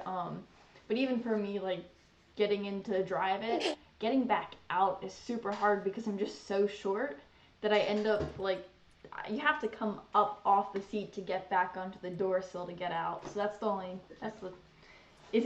short people don't have it any easier. So I think that's opening up a potential YouTube video of, will Rebecca drive it for like the big tall stuff that needs a tall person, and will Eric fit in the back seat? That'll be the other for the little stuff. We might need to cut him out. Maybe like a Suzuki Cappuccino. Will Eric fit? Well, I like this series. I haven't done a car review on the i8 yet. I cannot believe that. I haven't done that yet. I did the Supra and everything. So I'm 2 reviews behind on the i8 and on the Lexus truck. So I'm definitely gonna do an i8, and I'm gonna get in the back seat and try to answer all of the questions, and then do some of the typical videos, the 5 things that I love about my BMW i8, the 5 things that I hate about my BMW i8, and get those up on the channel here. Now's the best time to do it. I mean, we're supposed to be staying home, so I mean, hey, I'll go out in the driveway or go up to the clubhouse and just shoot a quick, car review of the BMW i8, and then do the GX. And you know what I hadn't seen, and somebody's probably gonna take it now that I'm saying it here. I want to do some of the car reviews like with my family, right? So I had the idea, because I never see car reviews with like the kid seats in them. So if you're buying an SUV, like let's say for example you was in the market for a Range Rover, right? The fancy people that go out and buy Range Rovers, right? But they want to put a baby seat in the back, but they don't know if it'll fit or not. I got one. I can't take it upstairs now, but there's one. There's a car seat in the back. Yeah, but you know what? Those are questions that I would have. Like we have 2 kids, so we got the booster seat. My daughter is 6 years old, facing forward, different impact, and then the rear-facing baby seat takes up. It eliminates so many SUVs. I don't care how fancy the SUV is. If you don't have the room, like we wanted an HSC Sport. can't get it because the rear facing seat, the person on the passenger side, they're sitting on the dashboard. Yep. See, that's why I Volvo bought the car I XC90. did. Volvo You know, XC90. I got to make sure I can fit them. Yeah, so the XC90. So yeah, I like the XC90, but I never been, hadn't really been around one. So I think it'd be cool if I could put some reviews out there with the car seats in there, and just to say, hey, here's how it's gonna look with the car seat, and just how much room you're gonna have in the front seat when you have one car seat or two car seats. You guys have any future plans for your cars? Well, I kind of mentioned it earlier. Definitely going to do the wrap. And I wanted, for a long time, I wanted just the rose gold wrap. And I said, okay, that's kind of loud or whatever. And I said, man, that'd be dope with the rose gold wrap, because I saw some dope YouTube videos of this guy overseas, and he had a rose gold wrap on the i8, man. He's a real cool little young guy into fashion and everything, right? But then I said, man, I want a custom pattern. And when I met the guy in the local shop, he said, oh yeah, man, we can make any custom pattern, and he prints it out right there in the shop. So now you can have anything you want. Like, it could be our faces on there as the pattern, and he could print it out right from the shop. So I'm excited about creating a custom pattern. I like camo, so I'm trying to create a custom camo pattern, that I hadn't seen on any vehicles before, and just go for it. Yeah. See, I have this thing going on. Once I hit 450 followers, which is, compared to you guys, it's nothing on Instagram or so many likes on a specific post. I have to do this wrap on my car. So do it. Let's get there, because I want to do it. Just on the sides, though, just on the doors. Well, let's send some people to you. Oh, great. What's the reason? What's there's got to be some type of a backstory. Because it's here. funny. It's the little cup. Bingo. It's because it's the little Dixie cup Oh. thing. Yeah, the jazz cup. Yeah. The cup. You go to the bowling alley and they give you one of those cups. Yeah. Yeah. Oh, and Dan, I was trying to tell you the camera. I found my book. It's $49 on YouTube. COOAU. Okay. And it comes with the whole kit. It comes with an external mic, a lapel mic you can plug in. It comes with one? It comes with the lapel mic. It comes with the waterproof case and all the different little And it things. works as a dash cam. Like, it can replay like 30 seconds ahead or whatever, right? Well, it can do upside down like dash cam. Oh, okay. Yeah, so it's like a GoPro. Okay. Yeah, it's just like a GoPro, but it's $49 on YouTube, on Amazon. Sorry. Yeah. On Amazon. Okay. Yeah. I'll look into So it. you use that as a dash cam then? Yeah, I've used it as a dash cam in the past. I hadn't used it lately. I've just been using my iPhone, but I liked it because I like it now because I can plug in the lapel mic, and it gets great audio when I'm just riding in the car, and I think of something, one of my motivational moments. I can just cut it on real quick and not have to hold my phone, and it can get some dope kind of inside the car footage. And then when I want to turn it around to get that kind of on the road, dash cam footage, I can just turn it around and get some of that. Is there glass or like a sunroof on the top of the i8, like above your head? No, it's no sunroof. Okay, because that's what I do with my car actually for driving reviews, which I haven't uploaded. I haven't uploaded in months. You just slap it right up there. I have the external mic. I end up syncing up audio, but it's a perfect view because you can see me driving and you can see the road in front of you, and it's one of the best angles. It has all the straps too. It has the head strap. It has the chest strap. Yeah, it uses the same mounting stuff as GoPro. Yeah. For the i8, you can always put that camera on the back glass in between you and the mid-engine as well. But I didn't think about that. just to make sure we don't lose the question that Soto asked, future plans. We want to keep that. Yeah. I can go, I guess. I want to go stage 2. Plan is 1,000 followers. There you go. You're almost there. You're getting there. So it's Who's gonna do it? Oh, One more. Wait. I'm gonna go on a separate account. Hold on. Hold on. Beamer Voice. Hold on. My other account. Shit, that's the wrong one. Now you're gonna get like There 10. you go. You're at 1,000. Oh, come on! So what does she Well, win now for you're at being 1,000. 1,000th Yeah, subscriber? what do I win? That's His a good entire question. YouTube I don't channel. know. I didn't think that far through. Come on. You Now get you're to at pick 1,001. her Instagram name because Hey, she you wants a gotta be car. 1,002 now. Up 1,002. I'm already subscribed to you. We're subscribed to you already. Yeah, I was on my main account, but I just followed you on my on my other one. I followed you on my Stay Home Daddy Pro because I'm going to be a stay-at-home dad in a few months. Boom. So I created an I want to account do called that. Stay Home Daddy Pro, and I'm going to have a YouTube channel with my 2 daughters, and we're going to do all that good stuff on YouTube with the kids. That's good. That's really good. Yeah, man. I spent enough time working for, you know, the military and now for the federal government. I got 5 years with the federal government.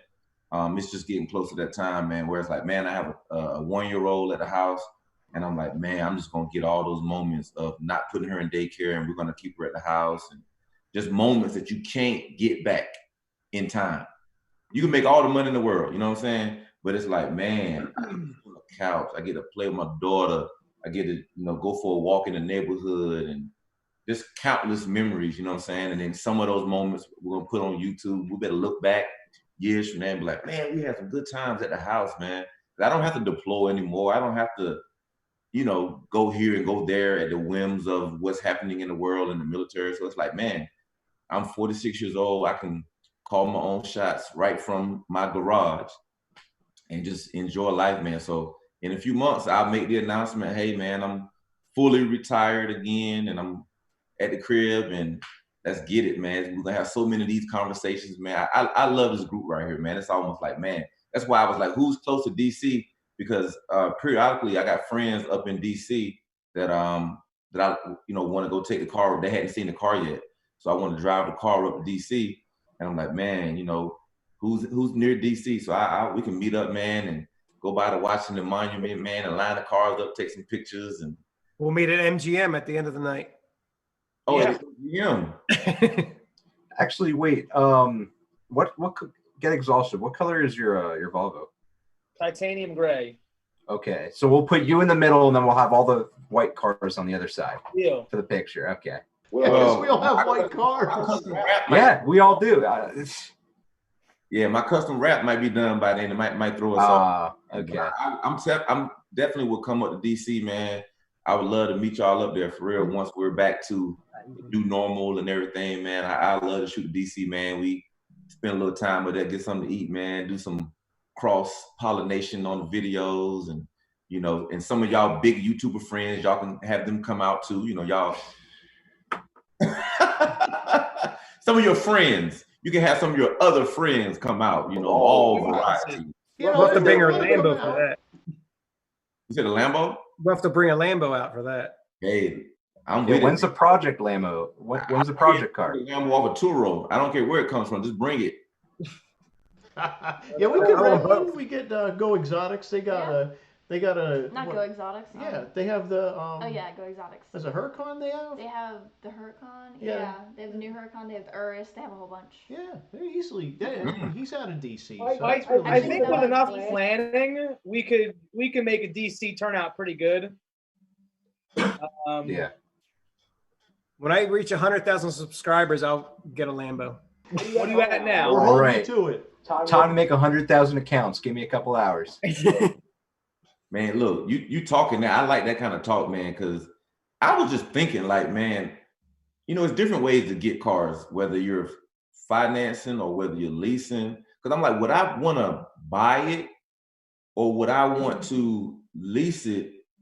Because I don't want to keep that kind of car for a long time. You know what I'm saying? So I think I would look into both options. And then when I talked to my accountant this year, and we were talking about when you lease a car for your business, you can write off the whole car note. And I've been seeing YouTubers talk about how they lease cars because their business is their YouTube channel. And you know, I have a tax ID number and everything for my business. And I'm like, man, you know what? I wouldn't mind leasing an exotic car for the YouTube channel and writing off each monthly payment on my taxes. But the issue is in the insurance. When the insurance requires you to have a certain amount of vehicles on the policy, and the insurance is going to be ridiculously expensive. You mean That's the only thing you run into. Insurance is going to be more expensive than a personal policy. What if you register it in Montana? Yeah, I mean, who doesn't do that at this point? Yeah, you just get the Montana LLC, and that's why you see so many exotic cars with Montana plates. It's For now. It's just because Montanians are rich, you know. No. I've got- That's you know that's no taxation. It's a whole. Check on my buddy Ed Bolian's page. Yep, that's how I know about it. well that Ed, and Donut Media. Yeah, it definitely makes it very clear that you're breaking the law and it's tax evasion. But you know, if you do have a business in another state, you have an LLC in another state, you could put a vehicle in that LLC's name, and you know, then you got to decide what's important to you. Do you want to, you know, is it worth it to keep it, or maybe you just dump it? Maybe yeah, but the lease makes the best sense in my opinion for something that's newer. If it's older and you know, even like an old Aventador, you're looking at like 200 grand, 240 somewhere in there for like an early Aventador that could have some problems.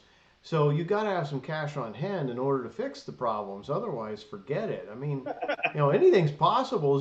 But then there's how do you raise the cash? You know, you got to figure out if you're in business for yourself, there are ways to do that. But you know, these are the things that I need to work on learning myself personally, business wise, because I grew up in a no risk family. My dad was a saver, and that's how I was. I was a saver, and I miss out. I missed out on taking some risk and being able to do better for myself. So, you know, I got to learn, and that's something I got to do. And I just want to give a quick shout out. Cars Guys is on the channel, and Dr. M3 is on the channel. We're talking about Lamborghinis. He's got a Lamborghini, so if you don't know who Dr. M3 is... If we reach 100,000 subscribers, Lambo? I guess. I guess is a yes. No, she just wants you to get a Trackhawk for her first and tune it. She just got a freaking Range Rover. Yeah, a tuned Trackhawk though. You have a supercharger, you have all that power. Then she's cooler than you. Man. Going back to the lease and the buy, it's not just the, you know, where's your money going to go and how are you going to, you know, best utilize it for your taxes and your expenses and needs. Someone like myself, I do 40,000 in a year, and you know the vision that I've always had of if I were to replace my S40 with, you know, keeping that as like the toy and buying the new stupid toy, it would still just take over that daily slot. So unless I want to get a 40,000 mile high mileage Cadillac lease, like it's not going to work to lease the car, and you might as well enjoy it. So buy it, put on 17 sets of tires, and just keep going with it. You know, make it a car, use it, buy it, enjoy it, and don't worry about the next guy. When Dave Hale bought his Demon, I spoke with him at the one call out. I'm like, Dave, I love how it says built for Dave Hale on the tag. And he's like, yeah, because I built it for me. Like, I don't care who I sell it to next. Like, let them pry it off. Let them use Gugon. It's my car. So that's, you know, leasing is a good way to funnel money and maybe be better on your taxes. But then you're more cautious about your miles, your wear and tear. There's that guy in Europe somewhere that had the BMW that he was playing with, and they pulled his lease or they pulled his buy because he was playing with it. So it's like, if you can't really enjoy it, what's the benefit? Yeah, I think for me, it would never be my main car. I wouldn't go over the mileage on it, you know what I'm saying? Because it would be a fifth car at that point, you know what I'm saying? To where it's a toy. It's going to be pulled out Saturday and Sunday, you know what I'm saying? And I wouldn't have any concern over counting miles because I wouldn't even be close to the mileage on it. So you're going to come join us at the Carlisle Imports? Where is that located at, sir? In Pennsylvania. It's a couple hours. Couple hours, okay. I mean, yeah, I'll drive the I-8 up there, yeah, for sure. We'll get you a parking spot indoors. Hey, man, I'm with it, man. I'm with it. I like that kind of stuff, man. I'll hit the road in a minute. Now, I'm going to I was supposed to go to LA July 20th through the 26th for the YouTube channel, but, you know, world events, I think that's probably going to shift that a little bit over. So it's looking like we might still be under the same kind of condition a little bit longer. So flights are cheap. Why not do it now? Well, yeah, the flight's already. I'm kidding. For $200. Yeah. And Mr. Random just joined, Eric. So your friend, Mr. Random, he just joined. Is he? Who? He's a friend of yours, Mr. Random. Yeah, Mr. Random. Yeah, he just joined on the channel here. Okay, Mr. Random, what's going on? That's a tough car, man. So and my boy Dr. M3 said hi to me, so now I feel like I'm special. So that's good. Future plans. You guys know what this is? That's a V? No. What? Yeah, it's an Infinity G37 with a kit. It's a Yeah. kit car. Oh my gosh, I saw that. Who posted the blue one on Instagram? Was it 2 days ago? Somebody did. Somebody posted on Instagram, but that was the one that Ed Bolian had just the shell of that was Maryland Spotter. What's that called? The one that was in Fast and Furious. The shell. The Lycan. Lycan Hypersport. Yeah. That's based off of Porsche Boxster or whatever. Yeah, that's right. They're putting on a Porsche Boxster. That's right. But Casey Puch is doing that. He's a good channel. Yeah. We were talking future plans. For me, real quick, I'm not. The thing is, I'm going to be running out of content. I think because I don't want to make a lot of changes. I'm not a mod guy. I never was. Maybe some exhaust stuff, intake stuff, but for me to put a carbon steering wheel in this car, it really was like, I hate the steering wheel in this thing. I hate that it has that little, wire built-in. I just don't like looking at this steering wheel. So I said, I'm going to go out and get a carbon fiber steering wheel. Same with the Ito Motorsport side skirts that are on here. I said, there's something missing here. It needs something. Why is there a gap between the tub and the body? So I'm at that point now where I'm pretty comfortable with what I have on the car. So it's kind of hard to come up with something new. I mean, right now, both of us, every day that we have an opportunity, we're doing paint correction. So we finished my truck. We did ceramic coating on that. This will be next. This is off the ground because I just, did the fluid change in the brakes. And that's going to be a future video. But I'm also, going to do the paint correction and the ceramic coating on this. We're going to do that. We have 4 days a week. We're doing that right now. And her VW Jetta that she just got, that is a leftover. So that sat outside for an entire year. And that thing needs to have, a complete paint correction and ceramic coating as well. It still had the adhesive from the wrap on it from when it shipped when I got it, and we were washing it for the first time, and I'm like, what the heck? And I had to buy a whole bunch of Goo Gone to get it all off. But it was Marilyn Spotter who had the photo. Yeah. You can put bags on it, Pat. No. See, I don't want to. I think it's low enough. If you look at pictures of this car on Instagram, and it's i8.pat for anybody who has not been to my Instagram, and you look at the way the tires look on the car, people actually ask me if I've had suspension work done to it. I'm like, no, I haven't. I haven't done anything to the suspension at all. I just put different kind of tires on it, and they stick out a little bit wider from the wheel now, so it looks like they fill the wheel well better. So I don't want to slam the car. Something like that. I'm good with. 19s on there or 20s?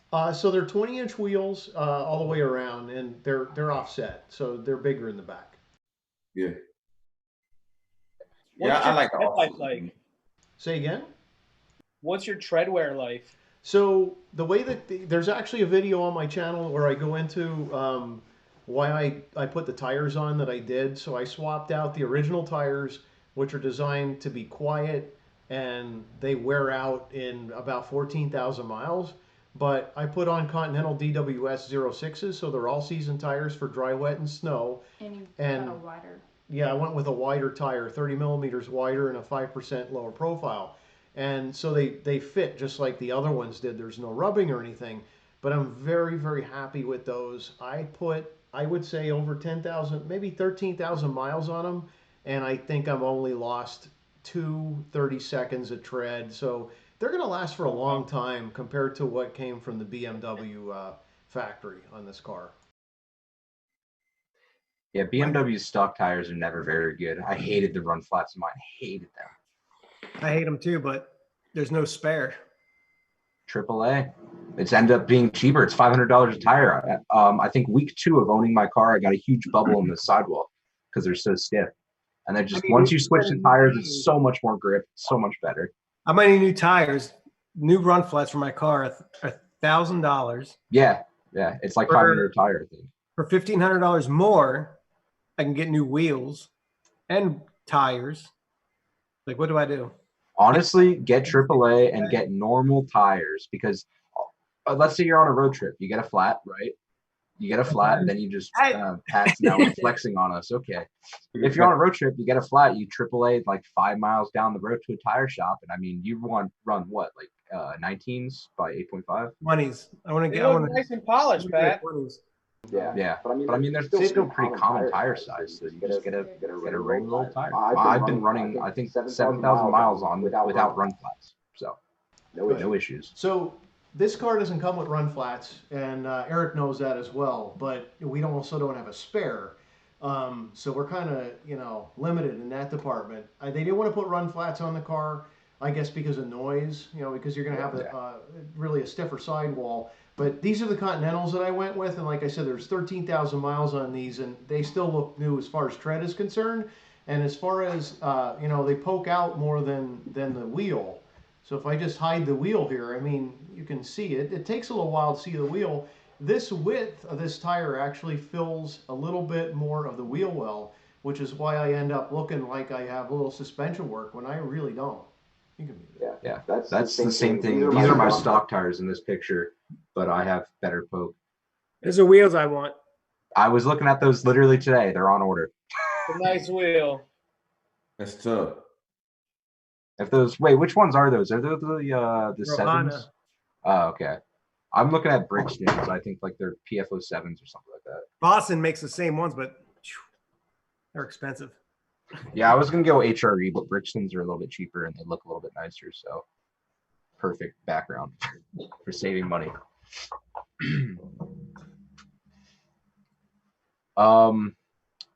So Pat, I know you were talking about content. Well, I gave you the window idea, how to get in and out of your car if someone parks you in. Also, rumor has it, and by rumor I mean it's going to happen, we have a science video that we need to make. And by science, I mean we need to go down to Mexico and see who's faster. Stock, my car versus your car, me stage 1 tuned, and then me stage 2 tuned. I agree with that. I completely agree. In fact, I think we should just start. It's in the name of science. We should start at Wolf Furniture and drive to the Mexican airport and back a few times because we know nobody hangs out there and watches cars go by really fast. Yeah. Those Mexican roads. Yeah. For real, the next time you're up, we got to do some science experiments. So. One thing I was talking to him about was a salvage Lamborghini or Ferrari. It'd be good. It would be good content at the same time. You would have a Lamborghini. Well, Evan, what's your budget? Because I hear that there's a Gimbal GT on the market that needs a little bit of work. Really? It's a manual transmission V10 mid car. The salvage garage. It takes money, and I'm gonna look at it like cross-eyed. Like, what do I do with this thing? So if that runs, you have no engine problems. It ran plenty fine after he hit this Sienna. Yeah, he drove away. Yeah. I mean, the person drove away. It wasn't. I don't know. I wasn't the owner. I can't weld. No, it's probably all it's carbon built on. fiber.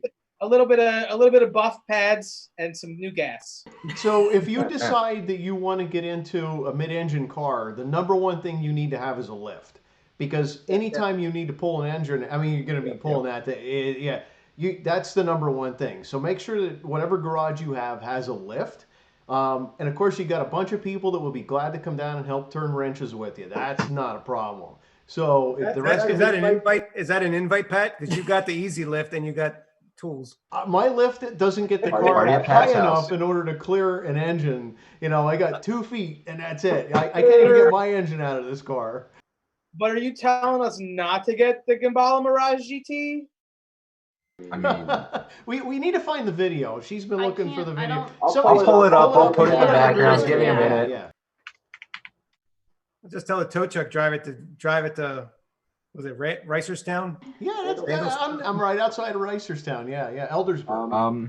Do you know any pages that posted it on Instagram so I can quick find it?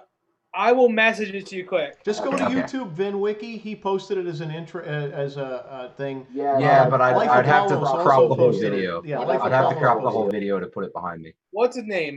Ferretti made a whole video of it. Right, Rob Yep. Ferretti made a video of it. Yeah. Little Rob Spaghetti.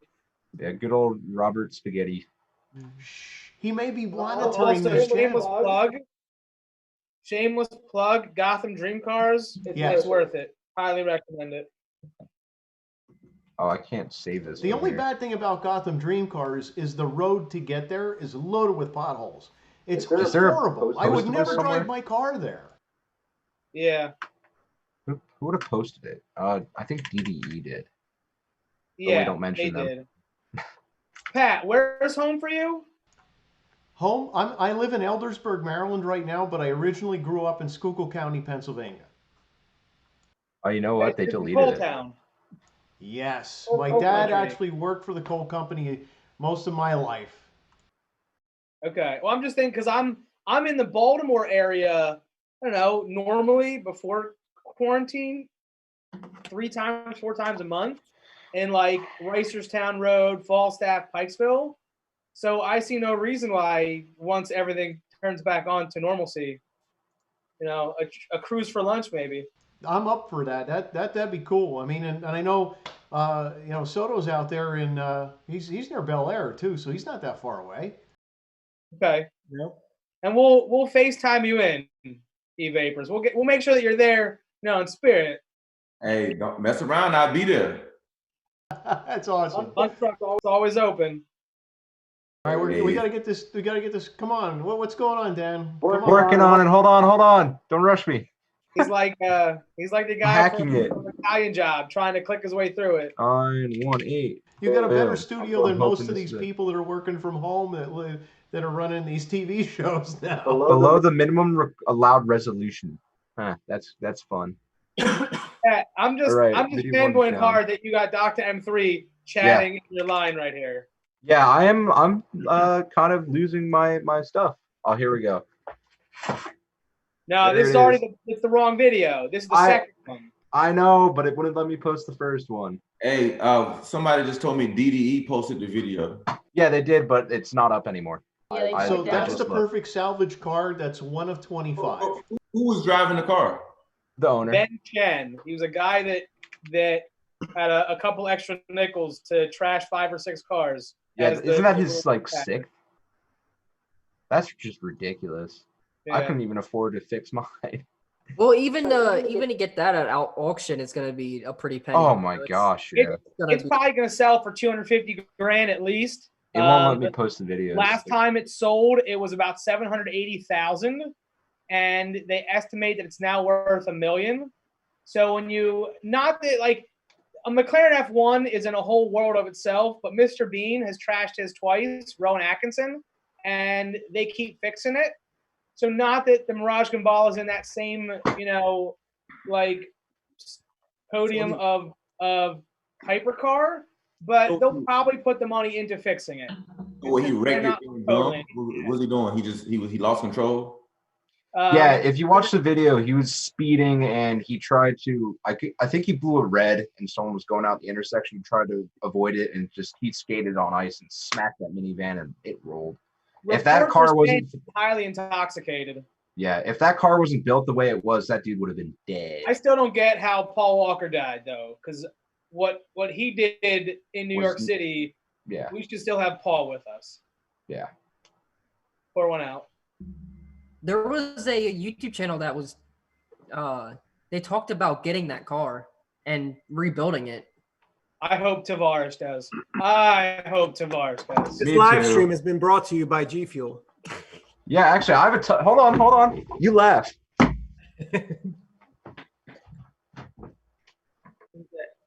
I have no Passover beverages in my house. Official sponsor. G Fuel. And Krispy Kreme for you health nuts. We should just get sponsored by BMW at this point, because I mean, 4 out of 5 of us got BMWs. It's not harder than you think. I did a Toys for Tots drive a couple years ago, and I reached out to a bunch of different companies. Oh, Pat, and you're not going to sleep all night. Castrol sent me an entire care package. Castrol and Volvo did. I got hats, T-shirts, stickers, quarts of oil, first aid kits. Reach out to them. It's really not hard. I got I'm a still question. trying to get sponsored by Keys. Any drone with Megan Racing mufflers? I have the Megan Racing mufflers. I mean, you're going to have drone. I have drone. It's not too bad. In the lower gears, it's you're going to have the drone, but once you start revving up, it goes away. But well, you have the 8-speed, right? Yes. Okay. Those aren't too bad with drone. I was catless for a while. Now I have a Valvetronic, but yeah, but I have catted, but I'm going to get a downpipe soon too. Yeah, but that's what I did. The drone's not bad. I'm wasting a lot of gas though now with the blow-off valve just to hear it. Did you take that wheel off for weight savings, Pat? Yes, actually, this is one of the recommendations that BMW has for the i8 is that when you're not driving it, is to just take the wheels completely off the car. Doc Brown sounds like something take the wheels BMW off. would do. Yeah, I mean Doc Brown did it. He just had the thrusters and that was it. Where's the Mr. Fusion on the back? That's right. Yes, he poured the can of beer in it and then threw the can. At 1 million subscribers, I will transform my car to the DeLorean. Hey, there you go. How many are you at now? 480 some? No, 423. I thought you had like 460, 480. It doesn't take long. The first 100 are the hardest to get, I think. With I don't know. I've been stuck at 600 for about 3 years now. My wife just started hers. You know, she's posted 3 videos. She's at 50. That's a lie. I'm at 709 right now. Lot. This year's been good to me. My first 3 videos, I wasn't at 50. It's you have to post constantly. You can't like my biggest issue is I'll go to a car show, shoot a video, and let it fester for a while, and then I finally post.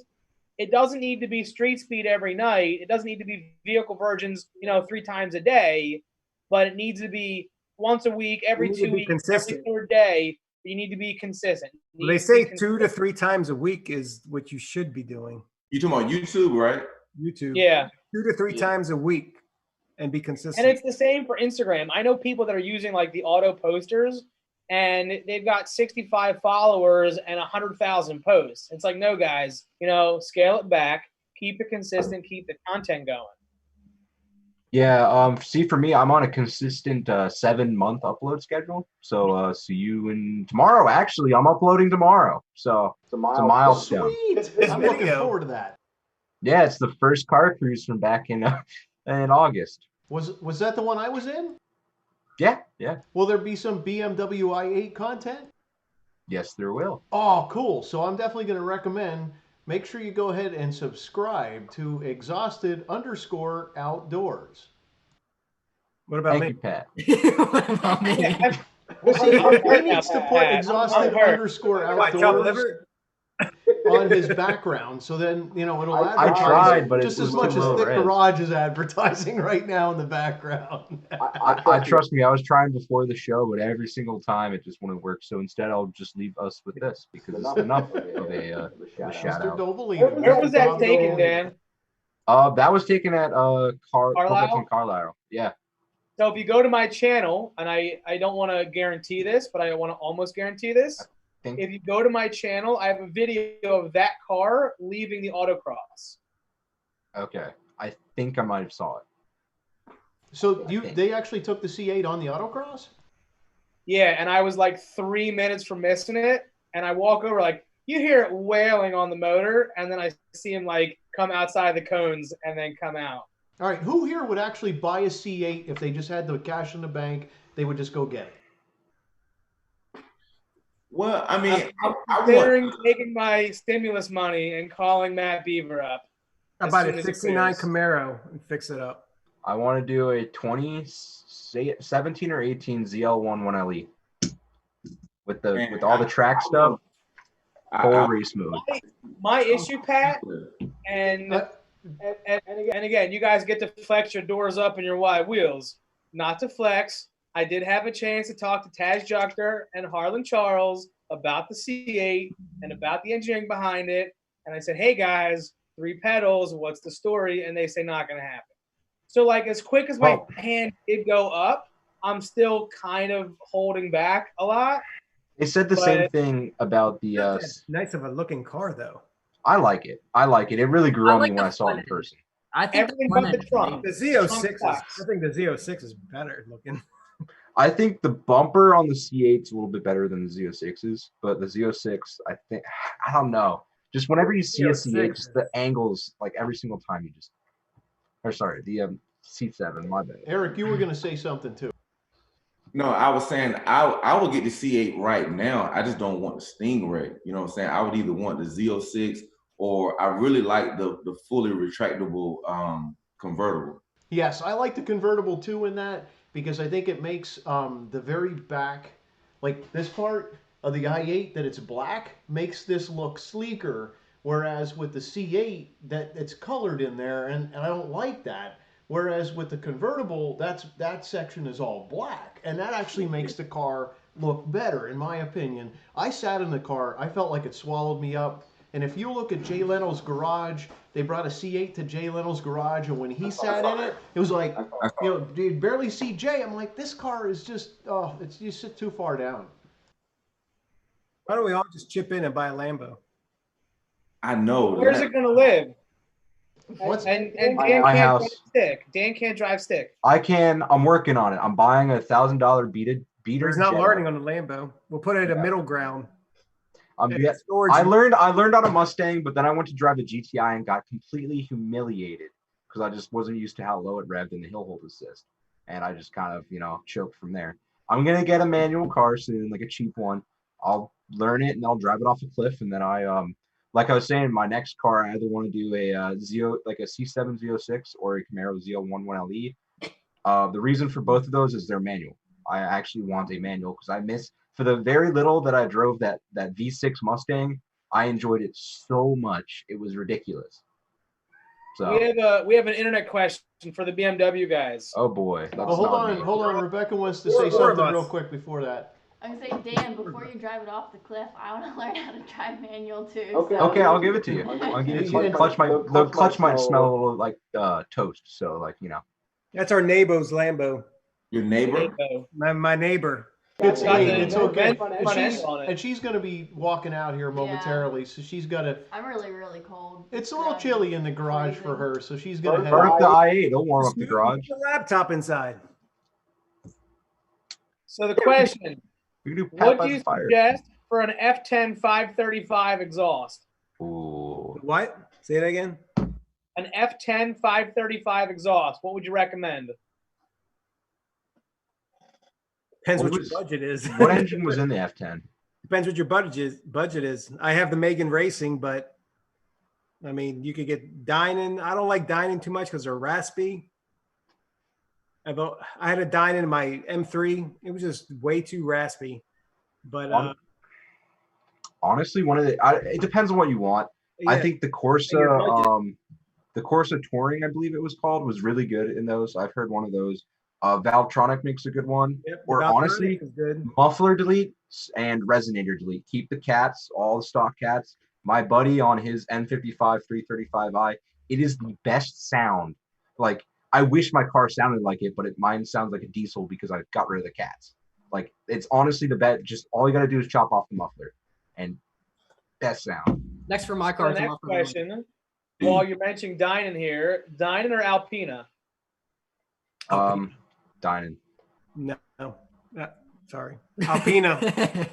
I don't like Dynan because for my M3, I just don't like Dynan. I like Dynan just because they're one of the only companies that makes lowering springs for the X-Drive, which is what my car is. So, yeah. In what the C8? I don't know. I don't know what he's. I don't know what he's leaning here towards. We'll have to find out. Wait, what year was the F10? Because he was talking about F10 535. Mine's a 13. Is yours still an F10 body? Oh, he's talking about Mine's the an M Sport. Alpine. Mine's Okay, an M yeah. Sport F10, but The Alpina. He's talking about the Alpina. Yeah. The what was it? There was like a specific Alpina car that was insane. I remember seeing something on it. I don't know. Alpina's.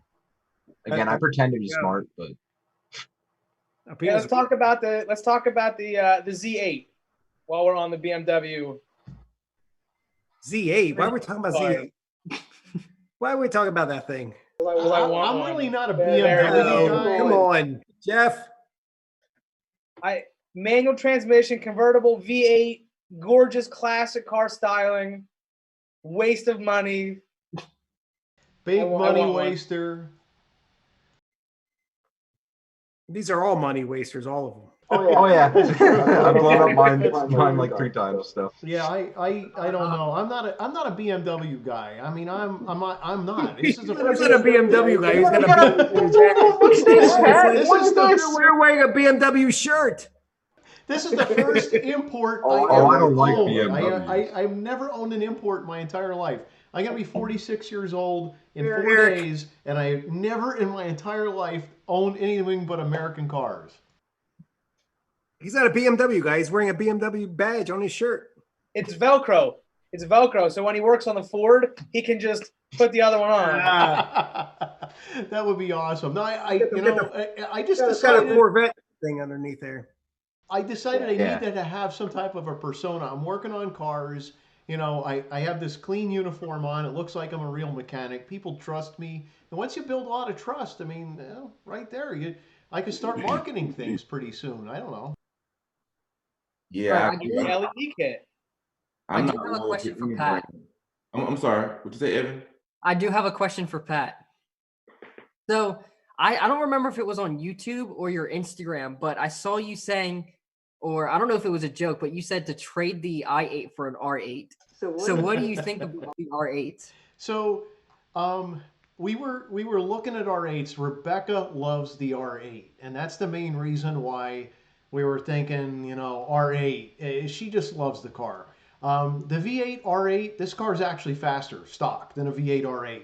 And really? in fact, I've been beside them or around them. Yeah, and it just, manual. the V8 just doesn't have it. Now the V10 is a faster car, and that, in my opinion, Waterworks says a V10. yeah, the V10 is a supercar, in my opinion. The V8 will leave you wanting more. But you know, if Rebecca was to get an R8, honestly, the V8 would be a great starting point because I mean she doesn't drive a car with a whole lot of horsepower. So it'd be a great first supercar, and I think that would be good. But yeah, I don't want to get rid of the i8. If we added an R8 to the garage, I don't want to get an R8. Me personally, I'd rather add the Alfa Romeo 4C. If you bring the i8 to Harrisburg, Pat, I can set up a photo shoot with a jet black 2015 with a gated manual. Hey, that's fine. That works for me. All right. And anyone else have anything else? Because I had a online question. Go ahead. Okay, so on Pat's channel, my buddy Vaughn asked, he had his 2017 STI in the rally blue color, gorgeous. What's better, that or his current 335i? He has an M Sport 335, same engine as me, M55, but it is stock. Any thoughts? BMW. The STI is manual, by the way. The BMW is auto. They're two separate classes of cars. It's two separate driving styles. It's like, you know, in the STI, you're gonna hoon around and be a jackass all day long. But that's a BMW job because BMW drivers are jackasses. BMW drivers are jackasses. Bingo. The STI drivers hoon around. You drive them differently. It's two separate, you know, mindsets of vehicle. In my opinion, I like when I bought my Volvo, I was looking at Subis and I was looking at a bunch of like that size vehicle in the manual transmission. The Audi and BMW all-wheel drive manuals out of my budget. In the Subaru world, it's almost like, oh, look what Daddy bought me. Depending on, you know, how it's built, how it's performing, whatever. So I'm not saying that your buddy's dad bought the car, and I'm not saying, you know, that's a bad thing. But it's like, you know, what's the visual that you're looking for? What's the driving style that you're looking for? Is the BMW, is a 335 an X-Drive? I don't know. Yeah. So, like, those are things you have to factor in. And then what does he want his maintenance bills to look like? The Subi will run forever, pretty much bomb-proof. The BMW may be seeing a couple mechanics. Well, here's the story behind his STI. His actually had ringland failure, the classic, you know, lawsuit one, but his was out of warranty. His BMW currently has, I think, a 5-year, like 100,000-mile warranty on it, something crazy high. So, and the BMW is an X-Drive, but it's auto, so it's a little less fun, but it's more horsepower. So it's kind of like a battle. So I don't know. Pat, Eric, Soto, any thoughts between those two? The STI? It's a 2017 STI versus a 2015 335i X-Drive menu or X-Drive auto. I don't know. For some reason, I just don't like the STIs. Yeah. I don't think it's worth the money. Like if I They're were around the same price. If I had the money for an STI, I wouldn't get an STI. I would just get a base WRX. What was that one that just sold for like twice the cost? It was a final edition STI. I don't know. Like $65,000. What? Wow. Yeah, I made the same face you just made, Evan. The same one when I read that. Yeah, that's Stingray. Get you a Stingray C8 for 65. I know. I might buy ThicGarage's V12 Vanquish for 65. Oh my gosh, that's a great dream car. car. I've loved Aston Aston Martins. Martins. That's how I found ThicGarage, just through the V8, the V8 Vantage. Oh my gosh, they're so nice. All right, I have a I question. myself have another question for EVapors in my lower screen down here. When do we get a full review of the golf cart? Yes, please. Can we get 0 to 60 times? We get a walk around. During what now? What during the quarantine?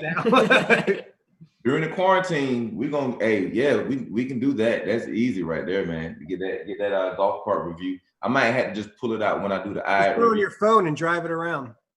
The what? Just put your phone on the channel and just drive it around the neighborhood. I want to see you doing like the Gold Rush thing, holding like the smoke bombs with like a blue and a red coming out oh of my it. god. Like, I don't know what the HOA would say, but I just... Man, but look, I'm just saying that's not a bad idea during these times, man, when content can be challenging, because I can't just, especially like vlogging, where I can go to all my normal places I would go to. If I need to stop by the local shop that does the wraps and everything and get some dialogue on the channel. So it's kind of like, okay, what are those things I can do right here? And literally, I can do all 5 different reviews, 5 things I love the most, 5 things I hate the most, a full review. I could do a walk around, the whole 9. I mean, as silly as that might sound with the golf cart, hey man, we're talking golf cart today. We're gonna take the golf cart out for a spin today, man. Here's what I love about my golf cart. We got extra batteries under the seat. It goes 13.5 miles per hour. I want to race yours because I have a. Don't give away too much of the content now, bud. Yeah. Yeah, I want to race yours because mine runs on gas. You run on those fancy electricity things. Hey, electricity runs through my blood, man. I gotta go with what I know. Yeah. You I should don't have I8 swap the golf cart. 1.5 gigawatts. Yeah. I don't have a garage. Sorry, and I was watching. I thought about doing a video where I pull my car up on the curb and I say, "Here I am in my garage," and point to the curb, and then have like the drain for the sewer be like, "And this is where the oil goes that I spill while I'm cursing." I'm sorry, Soto, I interrupted you there. Who, me? Yeah. Yeah, I think so. No, I was watching Back to the Future 1, 2, and 3 today. I'm good. I've seen them all too many times. It's my favorite movie. Yeah. Oh, way too many times. I love. Well, I'm the first one. Give me the first one. I'm sorry. Just give me the first Back to the Future, and I'm kind of good. Fast and the Furious 1 or Gone in 60 Seconds. If you only had one. Gone in 60 I've never seen Fast and Furious. I haven't seen either one. Fast and Furious 1. I expect that from you, Pat. I do not expect that from you, Dan. Gone in I 60 clips from Fast and Furious 1. So I think I said that the other night, right? I had the Fast and Furious Eclipse, the main car, and then I had the 350Z from Tokyo Drift. Which one, the convertible or the other one? Well, I had a hardtop 350Z. No, which Eclipse? The 96. The one that what's his The one that face Paul drove was the driving. convertible? The one that Yeah. Paul was driving. Okay. Oh, the green one. Yeah, The the rid green- like mine the was space. white. Yeah, mine was white. But I love that Eclipse, man. That was a dope car. You could literally mod it a million different ways. You have the high wing? No, I didn't have the high wing on it. No, I had the base wing that came with it, man. I didn't get to do a lot of mods on it at the time. You know, I was a lot younger, less money, you know what I'm saying? So it was pretty much just like my car. You know, I didn't get a chance to do all those mods and everything. But it was cool because Fast and Furious kind of brought out the racers and all the different affordable cars, you know, that people were, you know, putting mufflers on and turbos right in their driveway. I had a CRX for a while when Yeah. Fast and Furious came out. Yeah, The old CRX. that's what I'm saying. I had the suicide doors. I had the i8 doors You had before the i8. before the i8. How'd that work? They had to open and then swing? Yep, they opened and then came up, and I had the pop doors, and they just popped open. There was no door The handle, handles? no door handles. Weren't they called? What was that called? CRX. What do you mean? No. I'm sorry. No, maybe I'm thinking suicide doors. That was Butterfly. Bowling or The butterfly. suicide doors open like Oh. the opposite way. Like Yeah. the Wide Like a open Rolls. backwards. The Rolls Royce. Rolls Yeah, the Royce. Wraith and that. Yeah, they have the doors that open. That's the review that I'm gonna do when things get back to normal. I'm gonna fly down to Florida, hang out with my nephew for a couple of days. I'm gonna review the McLaren and I'm gonna review the Wraith. What McLaren does he have again? Was it a 12C or I think it's a 720 Spider. 720? Really? Yeah. Holy shit! Now behave. Watch your language, young man. My bad. Holy crap! Yeah, Pat has his set to kids channels. Back to my Of course he Kids does. love my content. Yeah. Oh, hi kids! You want to know how to change out the tires on your daddy's i8? So, Paul, Pat, next video should be you coming in with like one of the little the Fisher Price cars. Get that up come on the on, lift. stop it. They have them. I saw one at Walmart the other day. Yeah, I know. They're actually what was really cool. I saw one of them, the i8s at Walmart, and I got a chance to look over it and then see some of the differences between it and my i8. Number one, the number one similarity between the two of them was the value of the car was so low that I mean you could get either or, and yeah. I have an i8 upstairs. That's right, you do. Yeah, you had posted that video. Yeah. If I saw one for $50 in Walmart, the i8 car, I would get it for my daughter's only 1 year. I have one. You want it? You mean the Yeah, the kid's car. Our wheels. It's a spider too. It's a spider. I wish you lived close enough. I would come scoop it up, man. Well, when we go to DC, I'll bring it to you. Hey, I don't know how I'm gonna get it back. Put it in the i8. See, you gotta Put a roof rack on the i8 like an old Miata. Yeah, do the ski box. That's what everyone does to the supercars now. No, so Oh yeah, I see that. Yeah. there's a guy local who has one of the 2005, 2006 Ford GTs, and he's got a trailer hitch on it, and he pulls a little junior one behind it, little gas powered runabout, little mini Ford GT. Now that guy is the coolest guy I've heard of. Okay, What you so got if you want to get that car, you go and you visit I Ship Any Car, and he will ship any car you want around the world. So you go ahead and you look I ship any car up on Instagram, and he will make sure that he gets that i8 right down to Mr. EVapors. How much did he pay you for that sponsored segment? No, Pat's throwing all kinds of sponsorships out tonight. Pat's out here making money, and we're just out here on the grind. No, Eric's a cool guy, and it's anywhere in the world. He'll gladly ship anything. And I bet you if you called him up and said, hey, I want to have this little toy i8 shipped, the next time you got a run coming between these two places, he'd pick it up. Yeah, for a fee, I'm sure. Just tell him. No, just drop Pat's name. Yeah, exactly. Just say i8 Pat sent me and said that you could give me a good deal if I can do this as a tag along. And yeah, just hit him up. Okay, I'll charge you double. What's that? He said, "Oh, okay, I'll charge you double then." Pretty much. And Pat's gonna get half of that. No, I don't get anything. I don't need it. I'm not looking for. Sponsored. I'm just looking for some sponsors for now that I've actually hit 1,000 subscribers. Is that a Red Bull sponsor? I'm trying to get anything I can get, I guess, at this point. You know? I work on G Fuel. Pat, how your hours looking, Pat? Your hours looking good? Yeah, oh yeah. My hours are like 5,000 in the past year because there are three specific videos that are doing the best. Number one is the oil change video, and for some reason there are a few other oil change videos on the i8, so I end up dovetailing off of theirs as a recommended channel. But my year of ownership video and my owner's like buyer's guide for the i8, those three right there, those are bread and butter for this entire channel. Yeah, I'm behind, man. I just gotta go ahead and buckle down and get out in the driveway and do my i8 review videos and some of the ideas that I had, like even because I hit the year mark in April for owning it. And even that video, you know, how has life been with the i8, you know, over a year? I just need to, now's the best time to do it. So, I mean, we want to put a positive spin on the things that's going on in the world. It's like, okay, you're going to be at home a lot more right now. So why not go ahead and do those videos that you were too busy to do because you're so busy vlogging and going out and doing all this other kind of content.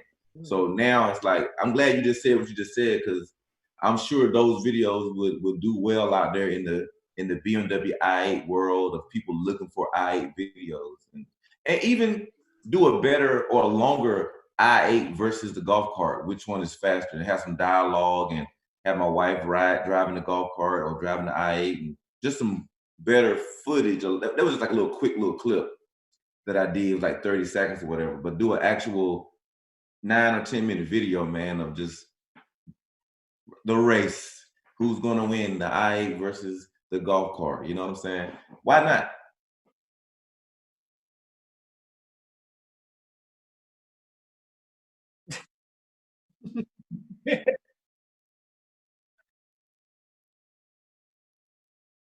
Yeah. It was I love Pat. I love Pat. Is that LUV or LOVE? There's a winky face in it, Pat. Is there a heart over the eye? Why is it backwards? No, it's forwards. Leave it. No, it's not. It's backwards. No, on YouTube, No, it's back. It's correct. Yeah, it's correct on my screen. I'm looking at it. Looks correct. It's perfect. But on YouTube, it's backwards. That doesn't make sense. Stop moving. I think they're looking. We're waiting. We're doing science. For science, stop touching stuff. Can you put it back up? Yeah, put it back up. Put it back up. All right, hold on. It looks like you're underwater. Looks like you can barely breathe. That's my life. It's not that one. It's the other one, I think. The other one that you had. No, go to the other one. One. No, I'm still at the part where you're typing in "I love Pat" as your password. There it is. There's that much of a delay. Wow. I think so. Yeah. Yeah, you want to keep it like that. Yeah. Yep. This is normal to us right here. It's right. When I do it backwards, like right now on my screen, it's backwards.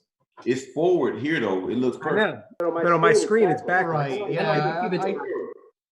I think that Zoom does that on purpose so that when you're pointing to something behind you, you're actually pointing to what it is behind you. But is Pat's Garage online? That should probably be backwards because no, it's reading straight. Okay. Yeah, it's reading straight. No, it's not. It's backwards. No, it's not. Krispy Kreme is backwards. Not on my Krispy Kreme is straight. See, it's only for your camera. Oh, okay. So Krispy Kreme is not backwards. That's right. On YouTube? Yes, it's backwards on YouTube. But it's not backwards on my screen. Are you guys pushing out to your own YouTube though? The reason why it's not backwards on my screen is because I'm sharing this Zoom session on my YouTube. So your YouTube and my YouTube may look different. Yeah, if you're pushing it out to your YouTube, it's going to pull from your screen, which is showing backwards for you. So now this is backwards to us, but on YouTube, it's backwards to me. Yeah, It's but on, backwards sauce if you go to now. YouTube, if you go to YouTube and see the video, it's normal. Look at all this though. This is nonsense. shit. Do we have any other questions? I mean, my channel has generally been quiet. I haven't seen many posts here in the recent. I think everyone's going to bed. Yeah, we don't have anything else. Here. My question is, when's Dr. M3 going to join us for the next Zoom? Yeah. Let's get Dr. M3 in here. Heck, we can get him in here right now if we Doc, wanted I'm all about it. No, I'm like about to pass out, so like. I got work at 7. I got a couple questions from the Instagram. You gotta work tomorrow? I do. I run a college kitchen, and we have a bunch of kids that are still eating because they got to eat. So Okay. I got to go in. I did get a couple more questions on Instagram if you guys want to answer it real quick. Yeah. This one just says turbo or supercharger. I would say it depends on the car. Why not both? Yeah. V12 naturally aspirated. Yeah, there you go. Wow. Honestly, American car. Guy with a 3-cylinder. Yeah, honestly, American car, supercharger. Anything else, turbo. I love the supercharger whine on that Hellcat Red. Yeah. It belongs on American cars turbos though. It just there's some like more exotic-y like importy type sound to it that I think really belongs on cars like the BMWs and like imports and all that.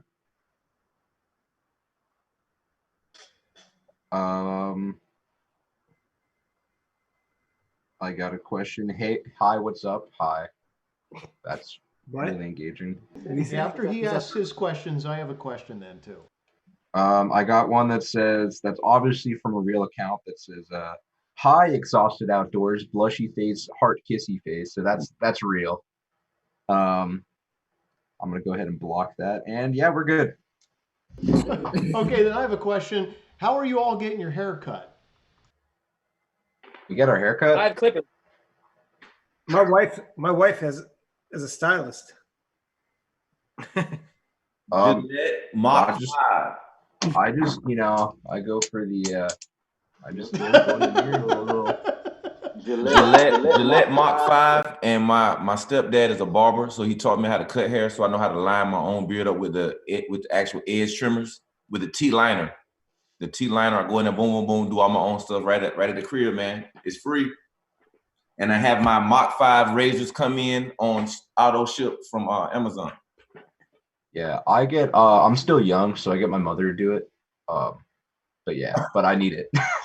I actually asked Rebecca if she would give me. God. Well, I usually go to a barber and he does the fade. It saves money. That's funny. Yeah, I usually go to a barber and he does the fade. So I asked Rebecca, I said, would you do this? Because I have a set of clippers, because I had tried a couple things, years ago, and the clippers still work. And I said, just, try the little attachment and then go up a little bit higher and the thicker and thicker. And she did well. I mean, it doesn't look, it's like a little bit of a, mix in here, but she did pretty well. So I think she did take it down to 0, Pat. You should buzz in an I-8 in the back of your head. I don't think she's capable. $5 on Venmo. Okay, I'll send you 10 now in total. Me too. Yep. No, there's no $50. way. Pat's gonna be making money on this quarantine. $50. I don't think there's any possible way that she'll be able to make that I-8 like that in my head. Wait till after quarantine. Somebody's going to have to teach her how to do that, or I'm just going to have to use my vinyl cutter and then put a vinyl sticker on the back of my head rip it off. and let her trim around. That'll work. I think you should put a vinyl sticker on and then just rip it off. Yeah, the vinyl stickers are easy. Like on the car back here, all the stuff that's on my glass here, I can just print it out. I have the Cricut, and I just print that out. The same with my my polo shirts that say I8 Pat with the headlight and the grill on them. That's all Cricut. That's just an iron-on. So I mean, I sit on the computer, design it, print it out, or it sits there and cuts the vinyl, and then I just press it where I stick it on here, which is great. That way I don't have to spend extra money for that kind of stuff. That cut in reverse for the cars? Yeah, you can have it. You can have it cut in reverse for the iron-ons. For the car, I have it stuck to the glass on the outside, but if you want to do it from the inside, you can. The thing is, what I'm using here is wrap material. So this is 3M wrap, and the other side of it's gray. So the 3M wrap that I have on here is actually the color of the car. It's the closest color to the actual car. So if you looked at the pearl in the car and the white, you will see the same pearl in that wrap. So Cool. yeah, it looks the same. I could use it if I wanted to touch up a scratch or something. I could just print out a thing, stick it over the car. I mean, you'd see it, but it would work. Yeah. Very cool. Yeah, man. Well, I definitely have enjoyed the night, man. It Yeah. was. I was looking forward to it, man. I was racing to get back, man. So I don't even want to be late, man. So I wanted to make sure I got back. We gotta do it good. again. Be out in the garage and not just in the dining room this time. A little change of scene. And if it was during the daytime, I'm gonna be outside. If it's if we do something during the daytime, I hope we can. Yeah. Be outside, man, enjoying some sun in the driveway or maybe on the back porch or something. I just lost a subscriber. It better not have been one of you guys. A follower or a subscriber? One of us. Subscriber, I'm down. No, I'm still subbed. It was probably one of the people that made a heart winky face to me too. Probably. So many of those. Yeah, we gotta do this again. We gotta. Yeah, no, it was do fun. in daytime. Yeah, I'd like to thank Pat for inviting me and Soto for putting together the whole idea. And it was good meeting you guys. It was good meeting the guy who I stole the username from. And, Jeff was the guy that originally said we need to have our own, what do you call it, tier 2, because we're lowering the subscriber count. Yeah, right. We were both watching another big YouTube channel have their live stream, and he says we need to have our own, and I said I'm game. Let's do it. So after that, so I want to say, Jeff by him speaking up, and I said we could definitely get Dan and get Eric and get Soto on here as well. And a couple others we mentioned, but there was obviously it's difficult with scheduling and things like that for everybody to join in. This weekend itself was pretty hard. I think what we need to do, and number one, thank you guys for joining me on this Easter evening. For those of you that are going to be celebrating Easter tomorrow, what we need to do for next time, and whether it's again the next one in a week or two or planned out, is we got to get our feelers out. We had Heidi and Franny today in the chat line. Let's get them in on it, even for like 20 minutes, pick their brain a little bit. Because I think my original thought was actually piggybacking on what Rebecca had said in other huge YouTuber last week live stream, was that, where's all the ladies at? It's just a bunch of dudes hanging around. And that's why my wife to come out here. There aren't many women in this. And I got my non-existent girlfriend to show up. So I've got. There's actually. Lindsay, if you're watching, go check out my man EVapors. Lindsay, I will tag her in somehow. She's a cool auto chick down in North Carolina. Okay. And, we have to just bring the more ladies in and make it not a giant dude party. Hey, don't forget to tag me in the we said C Garner or whoever that. Oh yeah, C Garner Speed or whatever. I can send it to you.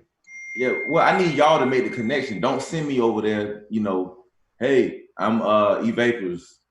Yeah, if you tell him he's got an i8, because C Garner or Clarence, he sat in my i8 when he came out to Carlisle, because they did a Horsepower Obsessed, had a whole big thing out there.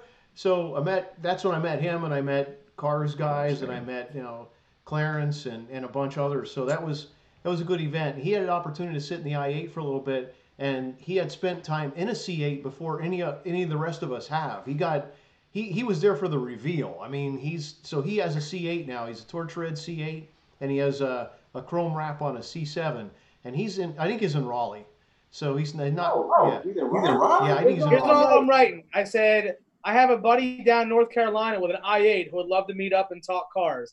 I'm keeping it simple. I'm gonna let you run from there. Yeah, I mean, I've met him. I've never hit him up on Instagram. I don't think he knows I have an Instagram. Hey, well, I'm the politician, man. You just made the introduction. I'll take it from there. He's in Raleigh. I'm from Durham, which I live about 45 minutes from where he's at. So we bought the Lexus truck from Johnson Lexus in Raleigh. So I mean, I can get to Raleigh in 45 minutes real easy. That's where the main airport is too. We need to get you two together, because I think he's a great guy. I think the dynamic would be good too. Eric, where are you personalities. located? I'm at Fort Bragg. Fort Bragg. See, I'm at Fort Bragg. FORT, Fort Bragg. Yeah, I'm an hour. Hey, check your Instagram now. I just set up a group chat. We're chatting. Wow, and there he is. Are you a firefighter, Jeff? No. So this is actually, I don't know if you can see this. It says continuing the climb or something like that. So I've been, since 9/11, I've been very connected with my local fire departments. Yeah. Not on a volunteer basis, but again, in that giving back to the community. My synagogue actually does a Thanksgiving dinner for them every year. And I do whatever reaching out that I can. Through them, I met the guy running this program. So our state capitol has a whole bunch of steps. And we ran up and down the steps, totaling the entire floor count, stair count, to the top of the towers. And a lot of the guys showed up in full turnout gear. And I'm like, I can't do that. So I actually have a Harrisburg City, there's my stuff, a Harrisburg City Fire Department job sweater. I threw that on and I went up and down with these guys and they're just cranking it. I'm pouring sweat. I'm like struggling and they're just like, whatever, this is no big deal. But that's the background behind this. I'm very proud of my local Harrisburg guys. I also have friends in Baltimore that run. So it's fire runs deep. Ladder 49 brings me to tears every time. But, I give money to them. I don't go into fires. I know better. Yeah, I was going to tell you, man, I was on my live earlier. I was at my dad's house, and he's a retired fire captain. So I was showing some video of his some of the helmets that he's worn over the years. But he retired a few years ago from the fire department, man. So now he rides his gold wing. And it's triked out. Him and his friends, they ride up and down from here to Texas, and he just living a good life right now. You know what I'm saying? So yeah, I had showed that earlier on my live, man. Some of his helmets, man. But yeah, he's retired now. But it's a dangerous job, though. Really, really dangerous job. So it's good that you can make it out of there in one piece. I